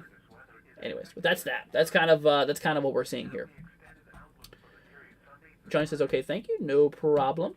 Yeah, no problem at all, my friends. Like I said, if y'all have any questions, I mean, feel free to let me know. And like I said, we'll be here to make sure that you guys are staying up to date, staying prepared out of this, my friends. Like I said, this is definitely going to be a pretty crazy system. I think that this, let's see, the snow, winter accumulation for the next 72 hours. Ooh, look at that. Let's see here. Okay, so this is the snow accumulation over the next 48 hours right here. Yeah, because like I said, we're going to see essentially 2 little systems happen. So it's going to be happening in the form of waves, essentially, right? So we're going to get a little wave here moving through on the 20th, I believe. Let's see. Yeah, the 20th. And according to things here, we're going to see a little bit of snow, essentially. Nothing too crazy, but it's going to be that third wave that's going to be driving a lot of heavy snow here. Let's see. We'll try loading the models. I got my other program right here for you. We'll load this guy up here to talk about some things. Let's see. We have GFS on this one.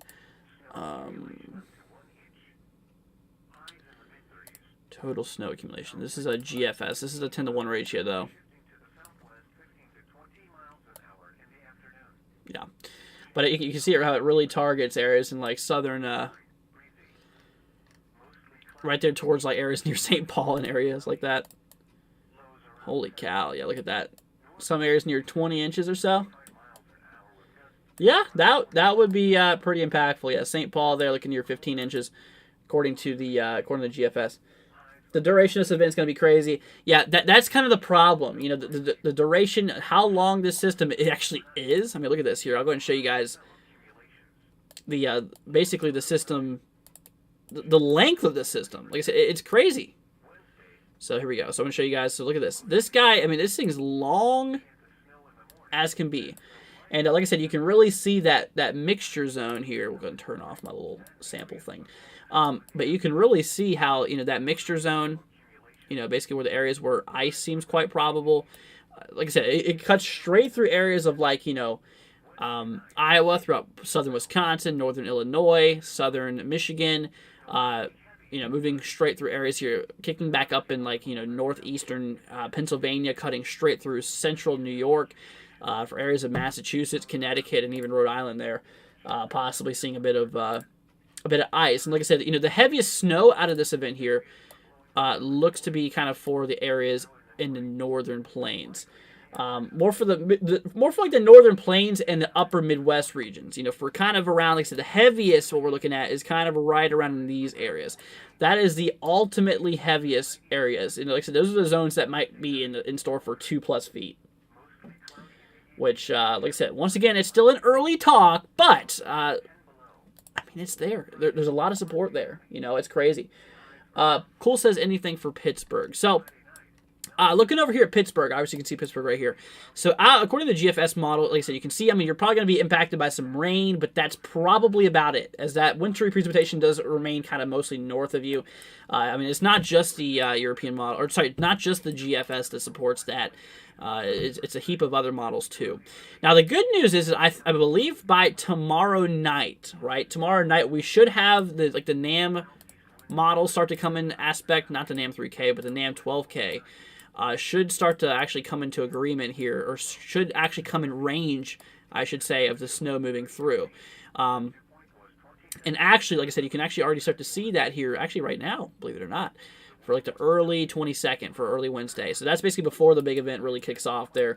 But we're going to have ourselves, more of a wave here before the main thing gets here, essentially. Like I said, basically here from now, for tomorrow being the 19th, we're going to start to see the first little bit here moving through. Like I said, obviously this way moving through the northern plains there. Like I said, obviously showing, that bit of snow there. Skywarn says, I made a Discord, and I'm following yours now too, bro. Your Twitter, if you follow me back, I can send you a way we can communicate this week. Yeah, absolutely. Yeah, once again, thank you, dude, for all of that, my friend. Like I said, obviously that'll be great to have, a Storm Chaser on the ground. Like I said, seriously, that definitely means a lot to me, man. And, yeah, it's just really good having people out there as well to kind of show them the conditions that we're going to be, talking about, But once again, I really appreciate it. And, yeah, I'm excited to, excited for all this. Absolutely. But anyways, but that's that, my friends. That's kind of what we're talking about. And all this fun stuff. And like I said, if you have any more questions, my friends, feel free to let me know. Like I said, we're going to be here for you guys. I'm going to make sure y'all are staying up to date on the latest info and stuff like this. Because like I said, this is this event. This event could pack a punch. It looks like it's quite possible, It definitely looks pretty interesting and all that stuff. And it looks like the mixture of the snow accumulations and, like I said, literally everything on this storm is existing. Heavy snow.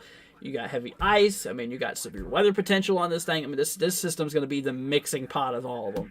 And like I said, this one could be one of the biggest, if not the biggest storms of this year from what we've seen so far anyways. And like I said, obviously that window, that gap is closing here. The winter gap is closing as we're actually, quickly approaching spring. Because we're almost towards that later push of February already. It's hard to believe. But yeah, honestly, that's kind of that. If this thing plays out the way that it's forecasted to be, like I said, guys, this could be a quite a significant storm here. Yeah, and like I said, we're gonna have to just definitely need to monitor the heck out of this storm here. Which, like I said, it's crazy. It's really, really crazy here. Now, once again, like I said, back over here to the accumulations here, just as a little view for the newer people who just now joining in here. Like I said, take a look here over back at, the models here. Here's the GFS model that rolls through with all the accumulations, moving through. Look at this. Look. So everywhere you see this kind of, this kind of reddish maroon color, that color right here. So everything inside of this area is, according to the GFS, expected to see over a foot of snow. And at max, some areas well over 2 feet of snow, maybe near 3 feet of snow in some areas. Look at that. These areas right here kind of more towards 3 foot. But once again, that 3 foot chances are kind of low at the moment. I honestly believe, though, that the foot of snow boundary Yeah, could be quite probable. Just due to the slow movement of the storm here and due to the length of the storm, I really think that could definitely play out to well over a foot of snow being possible. Like I said, the crazy part is look how similar the models are. So that was the GFS. Here is the European model here. Or first I have to go drop the 12Z because that one does not go as far. But here we go. So European model here.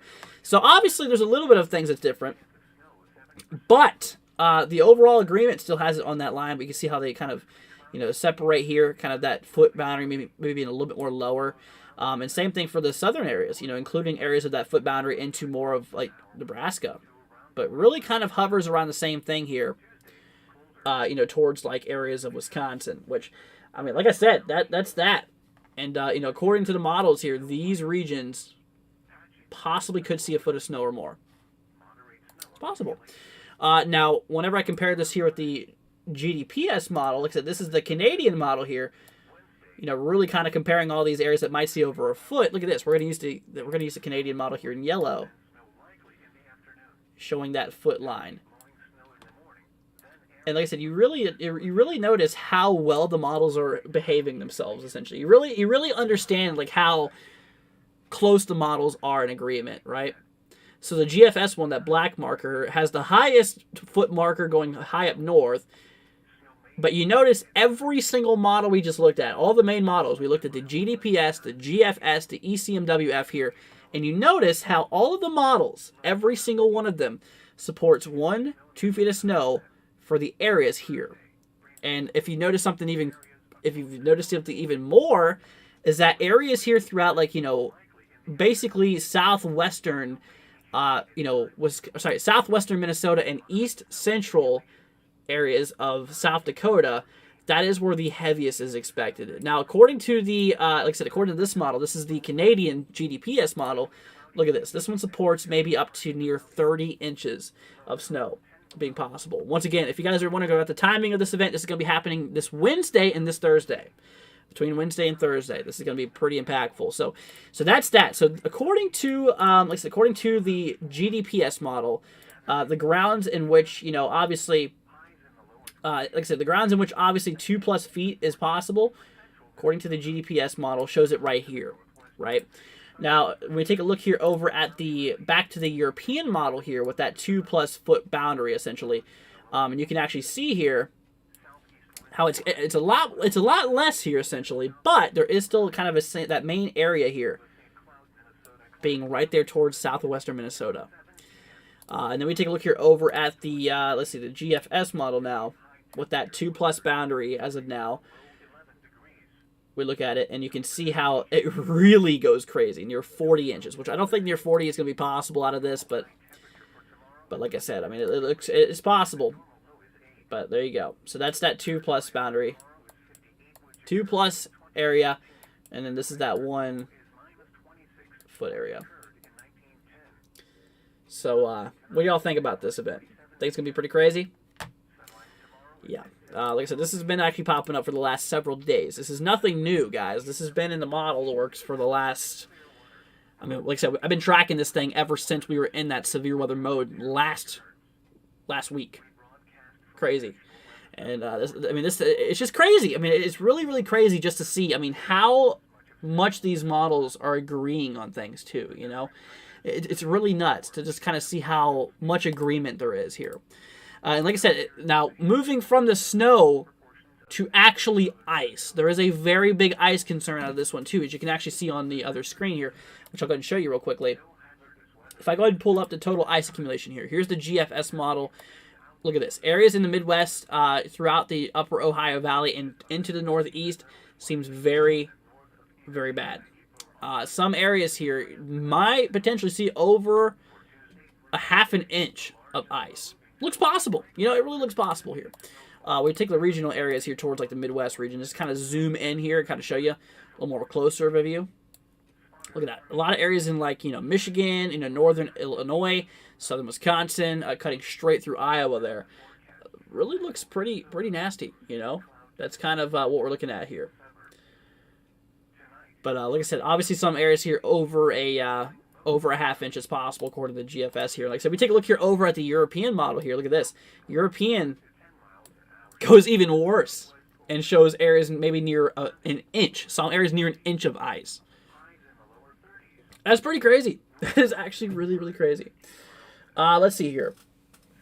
Hey, what's it look like for Alabama? So, Phantom, there's no winter weather for Alabama, which is good news. On the severe weather aspect, like I said, we do have ourselves the threat here. Not necessarily for Alabama yet. However, there's a risk here for severe weather on the western side, or just west of you, I should say, for Mississippi, Louisiana, and Arkansas here for Wednesday. I would continue watching this for kind of the middle portions of next week or this week at this point. Kind of at this point, watch out for the possibility for severe weather, kind of towards the mid portion of the week. But there's still a lot of disagreement on the severe weather side of things, but the winter weather side here is kind of what we're looking at. So keep that in mind, though. It's possible that we might see some storms mid next week. Let's see here. What's it looking like for Central Michigan? Yeah, so like I said, you can really see there towards like Central Michigan, depending on exactly where you're really at. For that south and south central area of Michigan, like I said, a lot of ice looks very possible.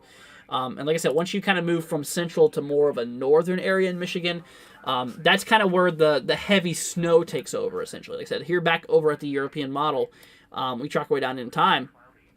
Look at that. You can really see how that boundary here really shows that heavy snow accumulation. So right in here, that's basically everything up like here. This is mostly a lot of snow up in these areas here. So obviously Detroit would be more in that ice concern, right? You can kind of see right here on my right-hand side how it's all pink over Detroit. That's the GFS model showing that, pushing through. But like I said, maybe more of an ice concern for Detroit regions. And like I said, we take a look here back over at that ice accumulation here. I should go ahead and bring that back up. Once again, there's my line right over there of Michigan, tracking our way down in time. And you can notice how everything south seems to be more of an ice concern. So let's see. So that's kind of right where there were that big.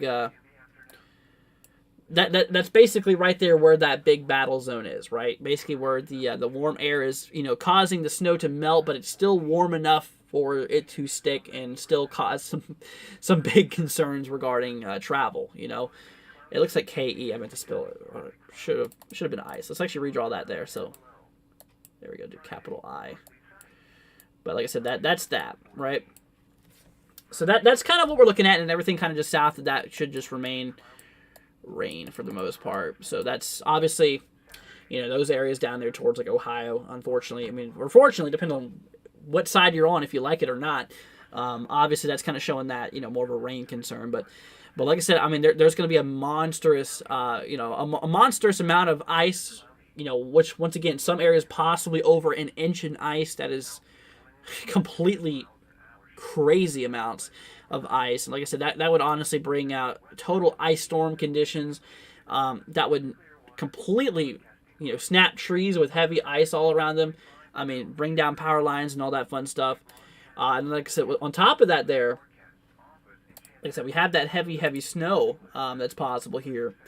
Like I said, not just between the GFS, but the GFS, the ECMWF, the GDPS, all we looked at here. I mean, look at this. Absolutely insane. Well over a foot of snow. Areas maybe near 2, 3 at max is not off the table.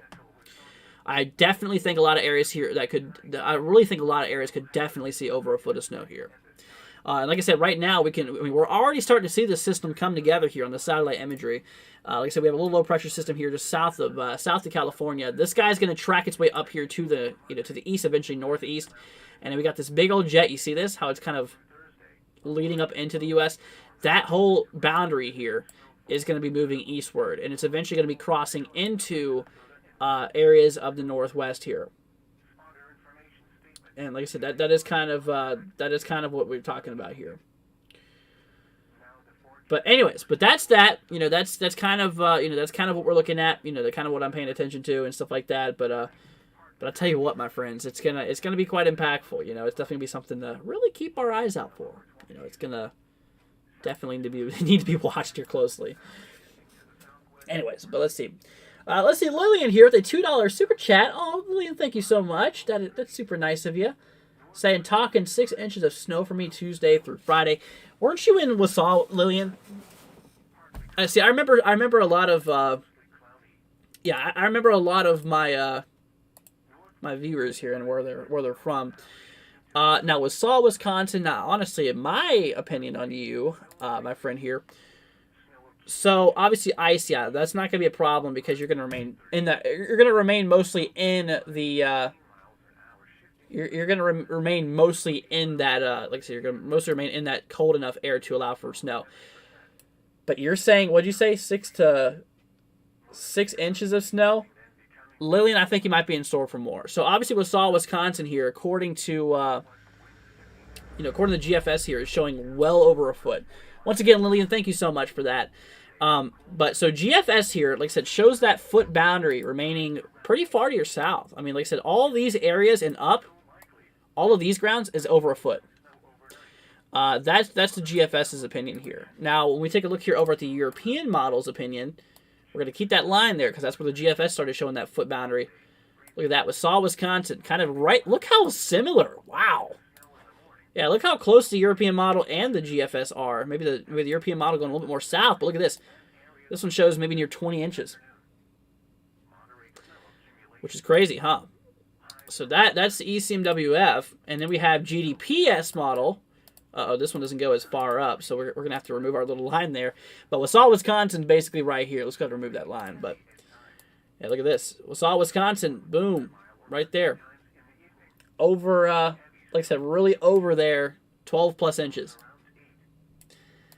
And then we have the blend, or actually, I'll tell you what, we'll look at the UK Met here, too. I don't know if this one goes local. It does. So, locally, UK Met here, this is to 10-to-1 ratio, showing near 10 inches, essentially. Now the overall, the big drum roll for you, obviously with the blend of models here. Yeah, yep, supports over a foot for you, Lillian. So I'd keep an eye on it. See, and I can't wait. Yeah, I bet not, Lillian. You dog. I wish I could have this. Shoot, I'm not expecting to get anything. I don't think.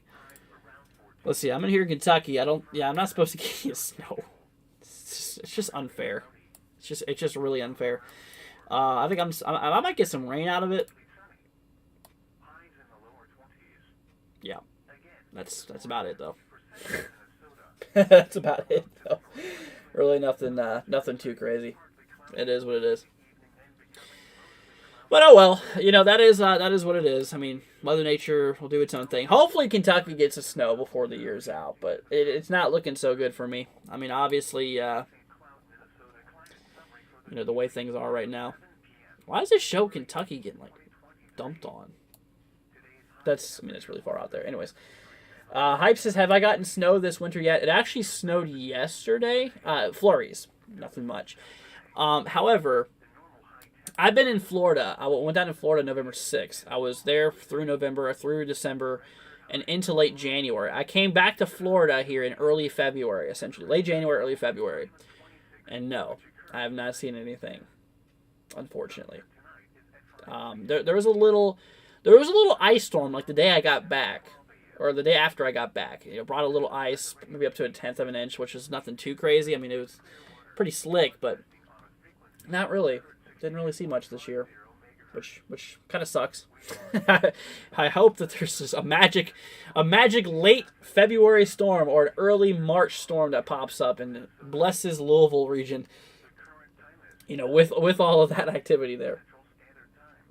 But obviously, I hate to say it, but I'm losing my hope. Really starting to lose my hope, my friends. But we'll see how things pop off there. CFS model. CFS is kind of a joke, in my opinion. But anyways, that's that. Let's see here. What's going on? Because Andrew made me a mod, that's why.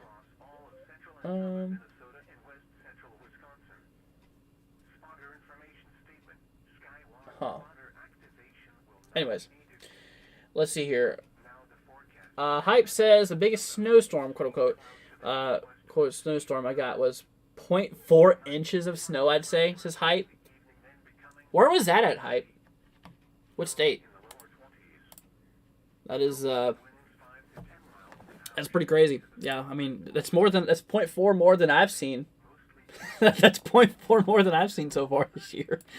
Shoot, I've seen like probably 0.01 inches of snow so far this year.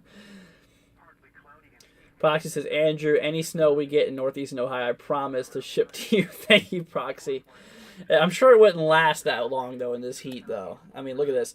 Here for Kentucky, I mean, look at this. It's supposed to be, 60s. Snow would not last long in the 60s, unfortunately. But Proxy, I mean, at least the good news is you're not far away from Kentucky, you know? Proxy, I mean, you're in northeast Ohio. I mean, I'm not terribly too far away, so at least it would be cheaper versus in Florida, essentially. Let's see. Frank says, hey, what's up, Frank? Hope you're doing good. What's up, Mr. First member of the channel? Good to see you here, Frank. Let's see. We need more snow in central Michigan, not ice. No, I agree. No, I think... Okay. Here's what I think. I think that these areas down here need snow. All of these areas right here need snow. You know? All these areas down here can just remain in their heat, essentially. I would like to have a good snow. You know, I really would. I want a good snow. You know, honestly, centralize over Louisville right now, right? Centralized directly over Kentucky. Dream snowstorm. Look at that. Specific little area. What do you see? 4 foot. What? I wish. In my dreams. I don't know why I'm getting all this snow. This is rain. Lucky. Definitely lucky here. Like I said, yeah, it's going to be warming up quite a bit. But then there's going to be a pretty big cool down here eventually. At least so I thought. Yeah, it's not going to be impacting me as much here. Yeah, I mean, it's still going to get in the 20s. Still pretty cold. Yeah, I'm still recovering from these temperatures, essentially. Like I said, I'm used to winters now being in the 70s and 80s when I was in Florida. Versus now, shoot, it got down in the teens. Like the first day I got back, and that was brutal. That was yeah, that was real brutal. I did not like that. That's something I really did not like for sure. Let's actually check up on the Northeast, guys. We're going to move up here to the northeastern U.S. We really haven't covered that much areas up here in the Northeast with the snowfall, so I feel like I owe you guys a bit here.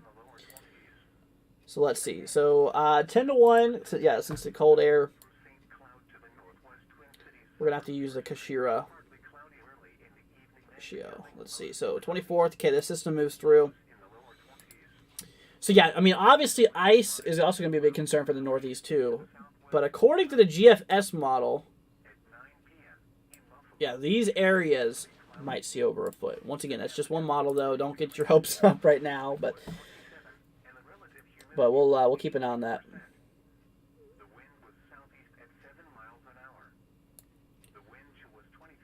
But yeah, I mean the European model, though.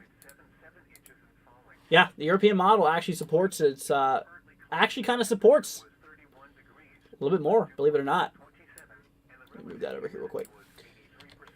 But yeah, the European model supports a little bit more to the south, essentially, which is actually pretty crazy.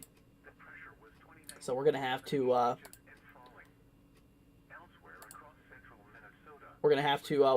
watch out for this here. Like I said, this one actually kind of moves for, this one really starts to include that foot boundary being like areas of, more specifically areas towards like North New York State, throughout central Vermont, New Hampshire region, stuff like that. But let's see, what's the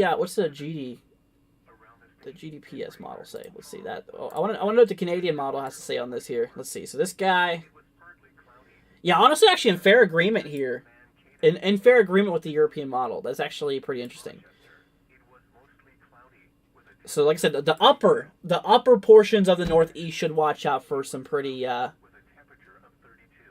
should be watching out for some pretty, pretty decent accumulations. But like I said, also the ice though, that's the big thing here. Moving over here back to the European model here. The total ice accumulations, like I said, there's gonna be a lot of ice on this one. Remember that, guys. Cutting ice directly through. I mean, cutting directly through New York State here. Yeah, straight through New York State, Massachusetts, Connecticut, Rhode Island, obviously Vermont, New Hampshire regions. That is that. But anyways, we're gonna keep an eye on it. We're definitely going to be watching out for this here. Let's see, Southern Michigan. Like I said, yeah, that's kind of where a lot of the heaviest ice looks possible here. I mean, look at this. So we're seeing about 0.7, 0.8 inches. I mean, debatably, some areas near an inch here. Like I said, debatably, some areas near an inch looks possible, right? Which we'll definitely need to watch out for that here. Let's see, European model, or sorry, GFS. That was the European one there. GFS here. Yeah, definitely not as crazy. Yeah, the GFS American's not as crazy with the ice. But still, I mean, if you still get, I mean, literally 0.2 of an inch or more, I mean, that is extremely impactful here.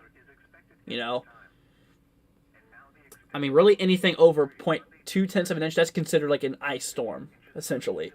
So with that being said, I mean, we're talking not just a big snowstorm. We're not talking just that, but also, a really big ice potential too out of this, guys. Which is definitely really crazy. Let's see. Mackenzie has a question saying, "What is going on to 48847?" 48847 here. So let's see. We're gonna go ahead and bring you over. Let me actually go ahead and load this up here. So let's see. For this area here, this is for Michigan. Oh yeah. No, you, my friend, are right in the middle of that ice. It looks like you're northwest of Flint. So yeah, you can see Flint, Michigan, right here. So you, my friend, are literally. Let's see. You're kind of on that same line as Flint in a way. Let's see. No, maybe a little north of Flint, essentially. So you're kind of right up in here. European model. Let's see. Like I said, the crazy model out of this one. Dude, it honestly has you right there. I think you're more on the snow line, but you're not far away. You're really not far away there from that ice line, though. So keep that in mind. I mean, that could definitely shift. Yeah, that's the thing about you, my friend. So, Mackenzie, I think that you're... I really think that your, snow to ice ratio could definitely change very easily. Because, like I said, a little to the south. Like I said, obviously a little bit far to the south here. We're getting ourselves, like I said, maybe some more snow for you. A little more north, maybe more ice. So that's that. So that's kind of, what we're talking about here. But once again, that's the crazy European model there. Let's see. But yeah, so honestly, look at this though. The GFS, the American model here, actually supports. Look at this. Actually supports more ice for you. So that's kind of up for grabs right now, Mackenzie. So keep that in mind. I see Lansing, Michigan. Yep, I'm right next to the ice. Well, stay safe there, Angelina. Like I said, we're going to be doing live coverage on this event as it happens. Like I said, this thing's going to be happening here from, kind of really starting on the 22nd here for Wednesday through Thursday. So this is going to need some pretty extensive coverage. Yeah, absolutely. So we're gonna need to do some coverage on this event here. We're gonna have to keep you guys in the loop over the next few days out of this system here. Yeah, that's definitely gonna be it's gonna be a little interesting though. But yeah, a lot of the mid-range models don't reach out to this tomorrow. So for tomorrow's live stream, tomorrow night we're gonna have to. We're going to have to end up doing another update on this. Obviously, keeping you guys in the loop of everything here for tomorrow, okay? So we'll keep you guys informed and everything like that. But once again, like I said, if you guys have enjoyed this live stream so far, like I said, consider leaving a like, hitting that subscribe button. Be greatly appreciated. You guys absolutely rock. Like I said, thank you all so much. Hype says, let's see, Andrew, I'm flying Tuesday. Here we go. I'm flying Tuesday from Seattle to Denver. Okay.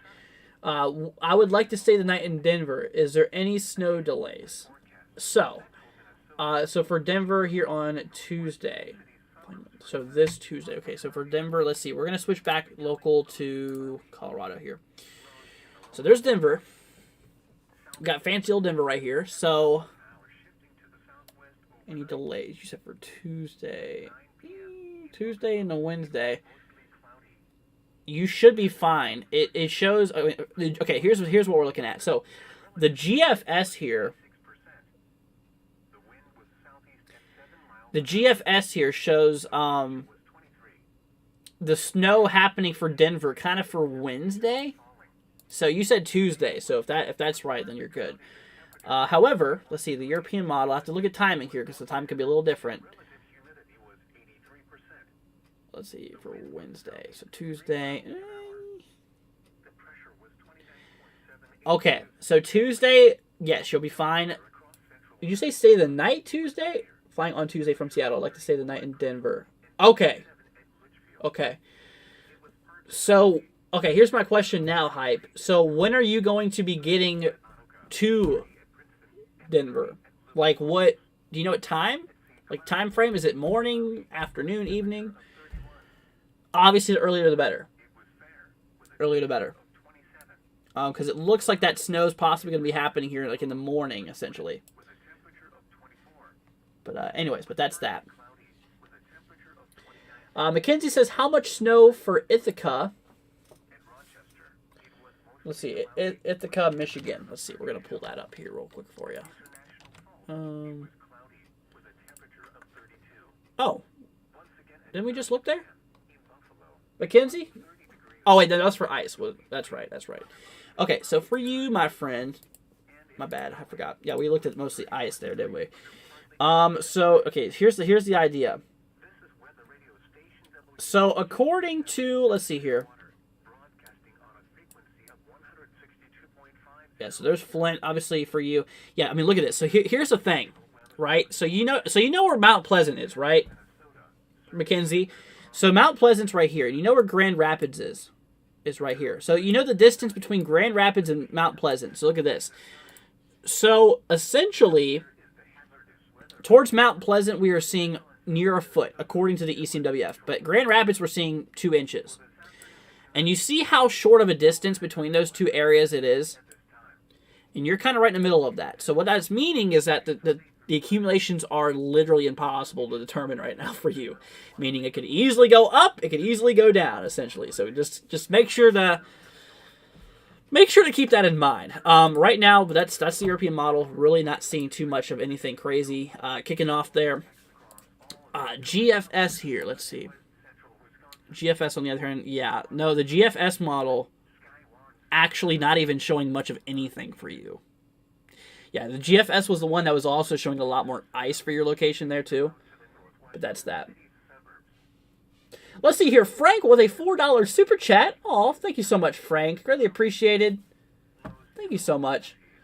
Anyways, but we have Mackenzie. Let's see. Chadlin says, upstate New York, right on the Canadian border, looks like all snow and looks heavy. How much snow will I get? Okay, so Chadlin, for areas of upstate New York, I understood what you were trying to say there, but for upstate New York here, once again, Frank, thank you so much, my friend. Greatly appreciated. So, according to GFS here, out of the system, upstate New York, towards like Potsdam area, some areas potentially could get here maybe near a foot. The European model here is still a little early for the accumulations in the Northeast, I have to say, because there is a lot of disagreement here. However, the European model does support well over a foot, so keep that in mind, okay? But anyways, that's that here. Let's see here. Frank says, hello, Andrew. Any severe weather around 42078? Also, where's all of our snow? Honestly, I agree, Frank. I've been wondering the same thing. I've been wanting the snow so bad. This is in Salem, Kentucky. Okay, so wow. Hold on a minute. Oh, never mind. I thought you were like really close to me. So we're in the same state at least, though. Anyways, let's see here. I'm in Ellensburg. Says Chadlin. Gotcha. So for you, my friend Frank, so obviously you're in the southwestern areas here. So obviously with us, we're not expecting any snow, which sucks. Obviously, I wish we were, but yeah, we're not expecting much of anything there. What I can really show you though, We might be in store for maybe some thunderstorms mid next week. I think it's possible, but there's still a lot of support I still need to see before I can really call it a night, there. Or call it a night. Call it before I can actually call it, I should say. It's been a long day, guys, so sorry about that. Anyways, but yeah, when take a look at the snowfall, we're not expecting anything. I mean, no ice either. Nothing along those standards here. Whenever it comes to the rainfall, I mean, obviously, yeah, we're probably going to see some rainfall out of the system here, kind of for our area. Maybe near an inch could be possible, Frank. But to be quite frank with you, okay, that was really cringy. I'm so sorry, Frank. I am so sorry.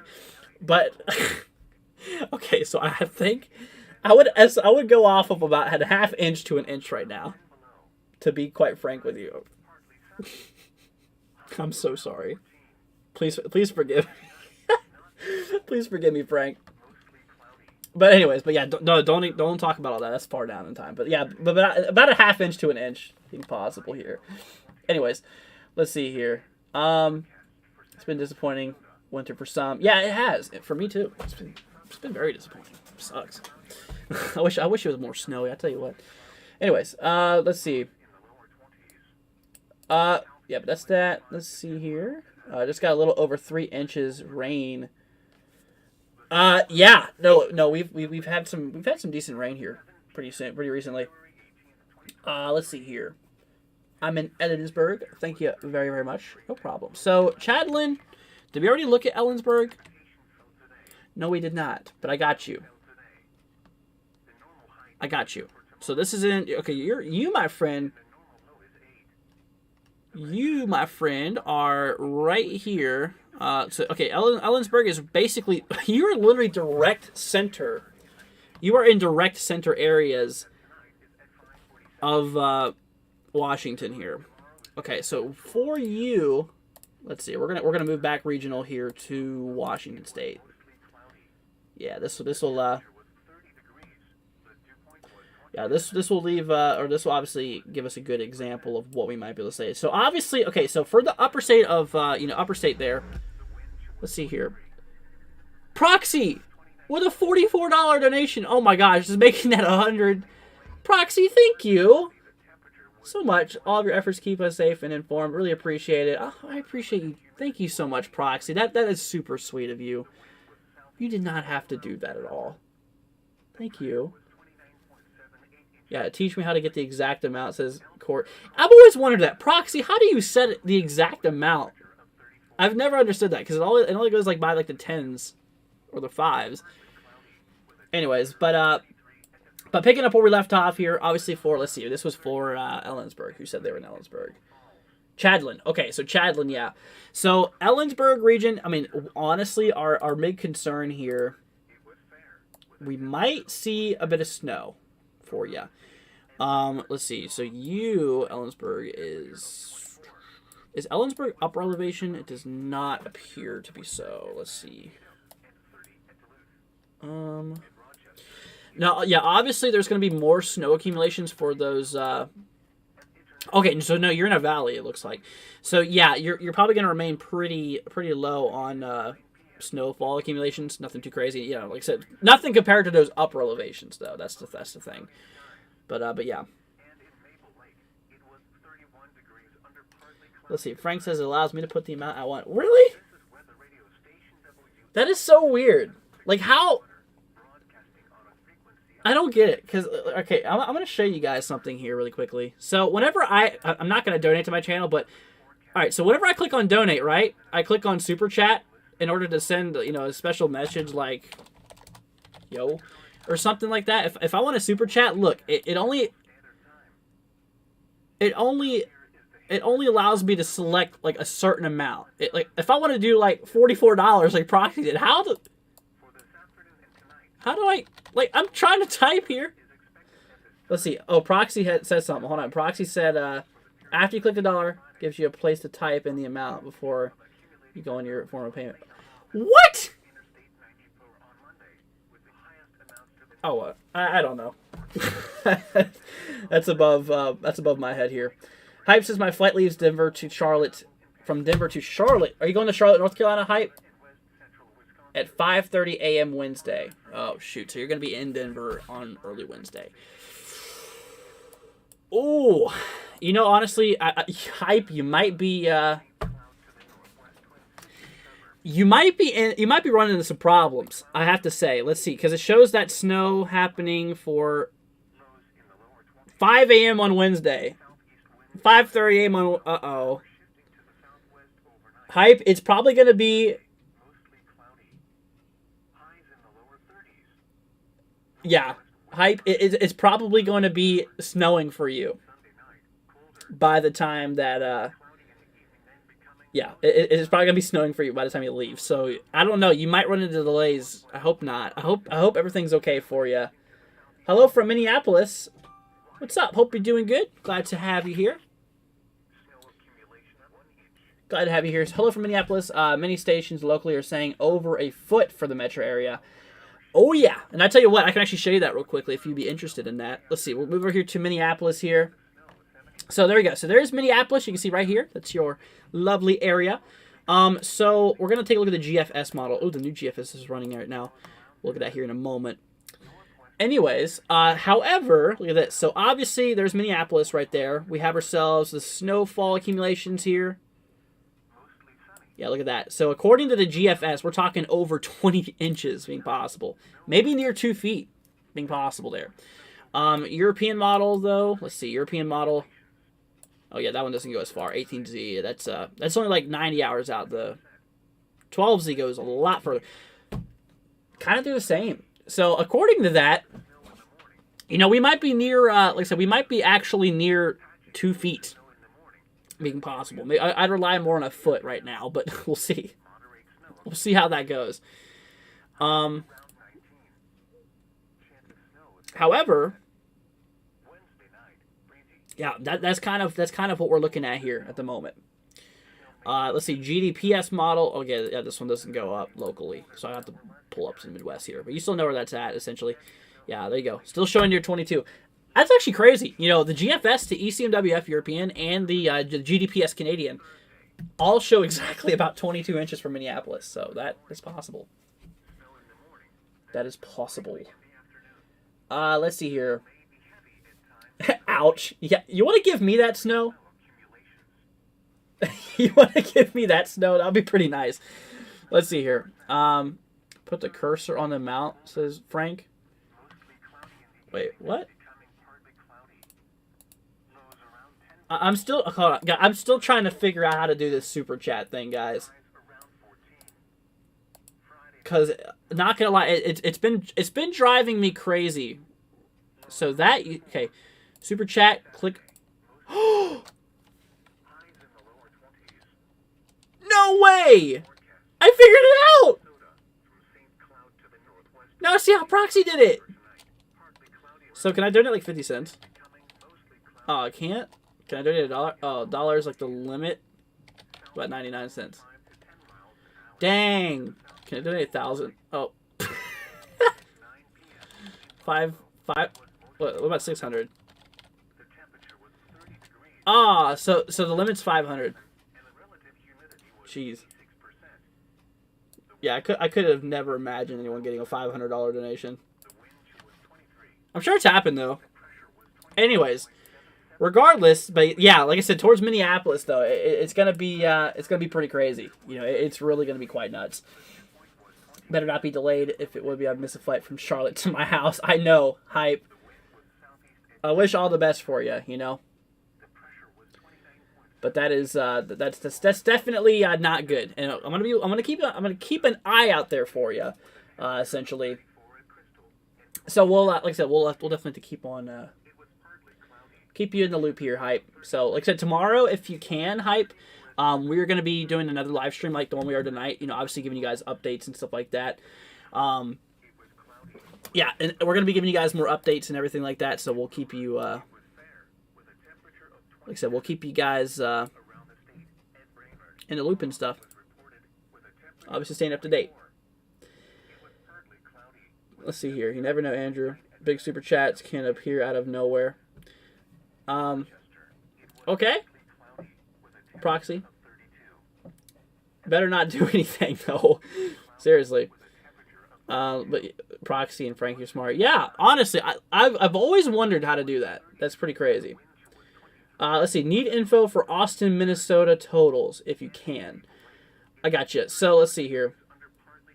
Austin, Minnesota. Gotcha. Let's see. Hype says, thank you, Andrew. No problem. Yeah, no problem at all. Let's see here. Austin, Minnesota. This is, where is this at exactly? Oh, wait, no, not Austin, Texas. Wait, no, you said Austin, Minnesota. Let's see. There we go. Okay, Austin, Minnesota. Oh, like you're literally right on the bottom of Minnesota. Like you, my friend, are like right at the bottom. So for you with those accumulations here, that's kind of the thing here, right? Yeah, that's kind of the thing here. So for your location here, according to the models here, I'm going to go off the blend for this one because I like to get all the tracks according to the models here. I'm going to have to give this a pretty wide gap here. I'd say probably, I'd have to say 6 to 10 inches right now. Because you're right on that gradient line. Like I said, basically what's happening here is that a lot of you don't go too far to your south, right? So where you're at, you don't go far south, and you are dropping tons of accumulation. And you go high up north, and you're adding a bunch of accumulation. So like I said, it's really, really difficult to forecast for you. So sunny. When it comes to ice here, according to the blend, that's not really too much impacts according to that. Yeah, really not too many impacts here is a thing for Minnesota. So we'll see. We'll see how that happens. Cole says 8.7K subs. What? Did we actually really reach 1.87? Dude, let's see. Last time I updated my page here, we had. Oh, no kidding. Aw, guys, thank you so much for that. Greatly appreciated. You guys rock. Dude, we're getting close to 9K. You know, honestly, okay. Here, I'm going to set a goal, guys. So my birthday is April 2nd, right? April 2nd. I was almost April Fool's. Yeah, anyways. April 2nd. I'm going to set a goal for 10,000 on my birthday.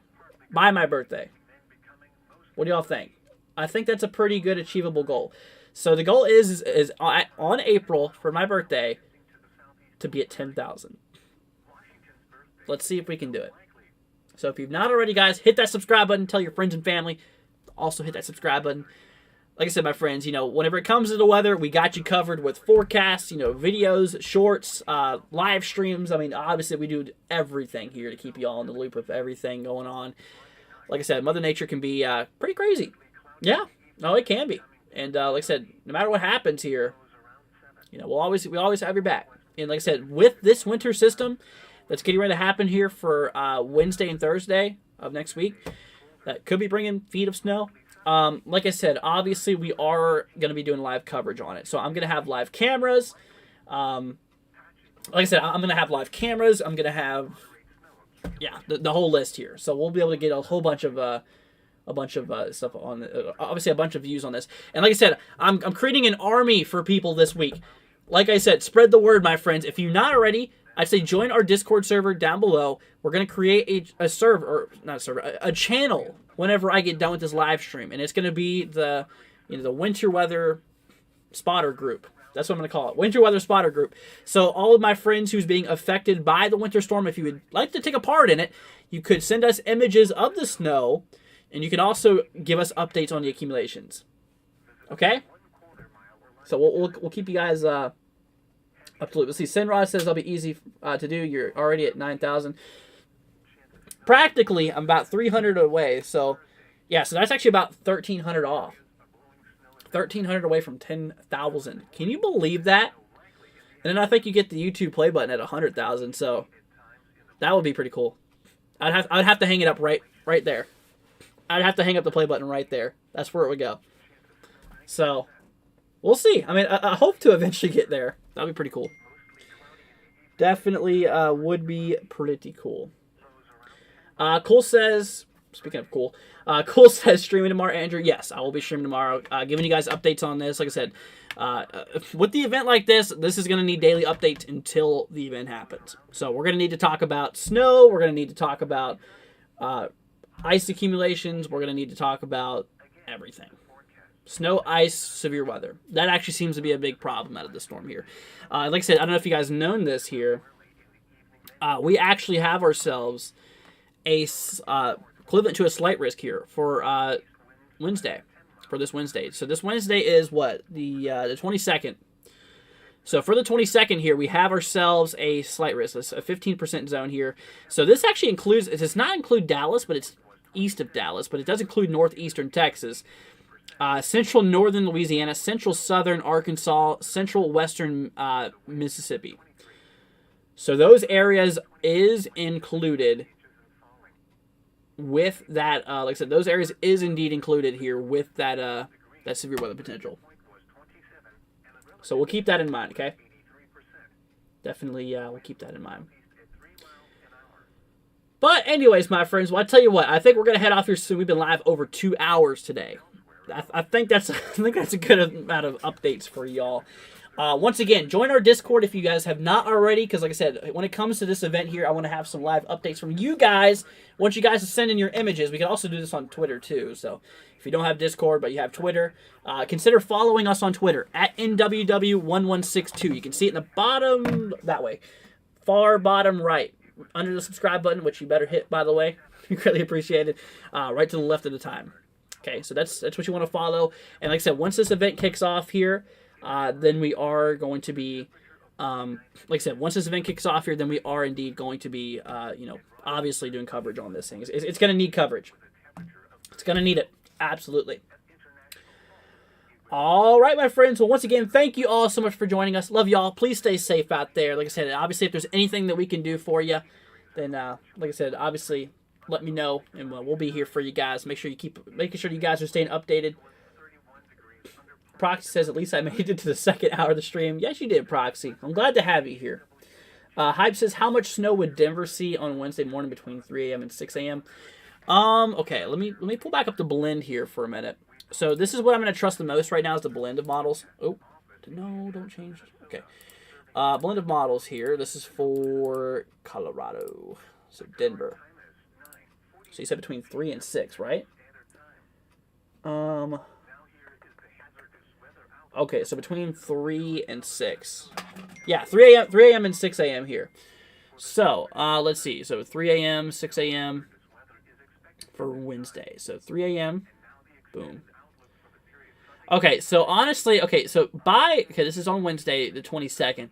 By 11 a.m., it should be around an inch, maybe 1 to 3 inches possibly. Now, whenever it's, about around 5 a.m., it kind of shows maybe around a half an inch. But that, even a half inch of snow could still have some impacts with travel. But it's better than leaving at noon, I guess. I guess it is.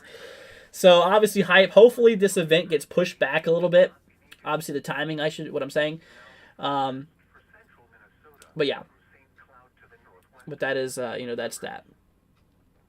But all right, my friends. Well, once again, thank you all absolutely so much for joining us. Once again, a big shout out goes to our donators for today, starting off here with Proxy. Thank you so much, Proxy. Seriously, you absolutely rock. Love you so much, Proxy. Seriously, thank you for all of the support. You absolutely are the best. Lillian as well. Thank you so much, Lillian, as well as Frank Barber. Thank you guys so much. Lillian and Frank, thank you all. Frank being the first member on the channel. So Frank is definitely an OG here and everything like that. So is Proxy. Actually, Proxy at this point, you're pretty much an OG here too. I mean, you've been here for months now at this point. Yeah, absolutely.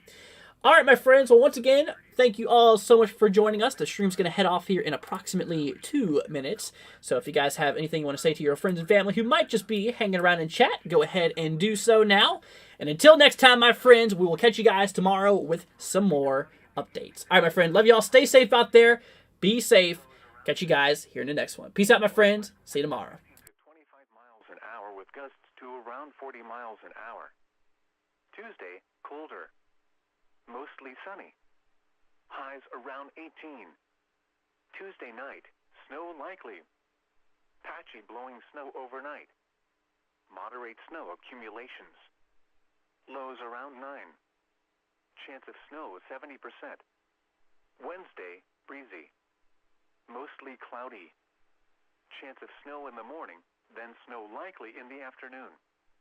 Patchy blowing snow in the morning, then areas are blowing snow in the afternoon. Moderate snow accumulations. Highs around 19. Chance of snow 70%. Wednesday night, breezy, snow. Blowing snow. Snow may be heavy at times. Visibility 1/4 mile or less at times in the evening. Heavy snow accumulations. Lows around 8. Chance of snow near 100%. Thursday, breezy. Areas are blowing snow in the morning. Snow in the morning, then snow likely in the afternoon.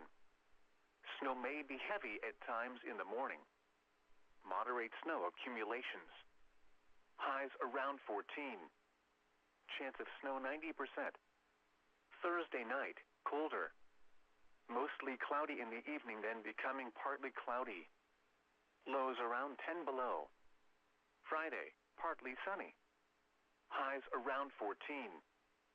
Friday night, not as cold. Mostly cloudy. Lows around 4. Saturday, mostly sunny. Highs in the lower 20s. Again, the forecast for central Minnesota, from St. Cloud to the northwest Twin Cities suburbs for tonight. Partly cloudy early in the evening, then becoming mostly cloudy. Lows in the lower 20s. Southeast winds 5 to 10 miles an hour, shifting to the southwest overnight. The St. Cloud, Minnesota climate summary for this evening. As of 7